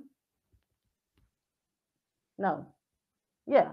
It was about 21. You figure my father was, that's a whole nother thing. But she was not underage. She was a grown woman. Just the different things. I mean, overall, my whole thing was just to set the record straight on a lot of the timelines and things not making sense. I mean, and overall, I'm just like, if people are gonna get on Tahaka's show and even the part where she turned around and was your name was all in it in the beginning, it's like, how he get in it? To come find out it wasn't true. So people should have been asking at that point, well, then if she dragged his name into this, how many other people's names does she have wrong? How many other people is not who she's calling them out to be and everything like that? So I'm just like, overall, people just need to, first of all, stop cash apping her. She's telling y'all she got all this money. Why y'all cash apping her? First of all, if y'all are smart, invest your money into stocks, into crypto, do something else with it. Stop. Talk to us about crypto. You invested in crypto? What? And it's really working? You don't want to see my portfolio, but we're going to move on. Okay? Oh, wow, man. It's really working for you? You know, originally, I know this is not about stocks, but originally I was invested in stocks and my husband was like invested in crypto. He was in Bitcoin and Ethereum when it was like next to nothing. And I'm like, one day I just so happened to wake up next to him and I'm looking at his portfolio and I'm like, I'm selling all my stocks and I'm going to the crypto side. You know what I mean? Well, maybe one day we could do a show on something positive like that, where you could come and teach, or you and your husband together could come and teach about that. He's good with like investments and money. I always say he's my digital calculator because he gets the numbers right for stuff. But I tell you, overall, the Black community in itself, y'all need to start investing, start buying properties, start putting money away for your children because that's where it's going to count. All this extra stuff, start buying up properties. Y'all got a bunch of people out here buying Airbnbs, but guess what? They renting those Airbnbs in a couple of years. They're gonna own that house with nothing. They're gonna have the deed. That over the years is gonna flip into more money. And the sad thing is people keep saying, well, a lot of people left the community with nothing. Yeah, they did. And here you are 2-3 generations later. If y'all still have nothing, who are you still blaming? You got to educate yourself. These days, the internet has a worldwide of information. There's no excuses at this point. It is not like it was back then where we didn't have we had computers, but it wasn't internet like this and things like that. Overall, everybody, they running over there because they want to go for whatever is great. I mean, yeah, it might have helped his ratings, but at the same time, how much of it was the truth? Okay, you ran around and you was able to gossip about it for a little while. Who did you really hurt behind it? Like, it sounds great, but know the truth before you go on here and drag people. Know the truth before you come out here calling people's names. Know the truth. Because a lot of people really don't know her, don't know the situation, don't even know our family. Yeah, it's a huge family. but most of y'all don't know our family. So I'd appreciate it. Y'all stop putting our name in your mouths. Unless it's the truth. Unless you have confronted that York and they confirmed what you are saying. Because most of the time, if you're calling them one-on-one, it won't even be a conversation on this platform. You're seeking attention, and that's okay. I mean, if your modeling career is so great, you're seeking attention, back to the modeling career. I don't get it. Like, why come to him for him to keep gossiping about you? Because technically, the way I see it is he's using you, but you'll see that over time. Because once this whole thing dies down, what's next for him? Check yourself. Because technically speaking, you have people sitting up here talking about your mother, your father, however which way it goes.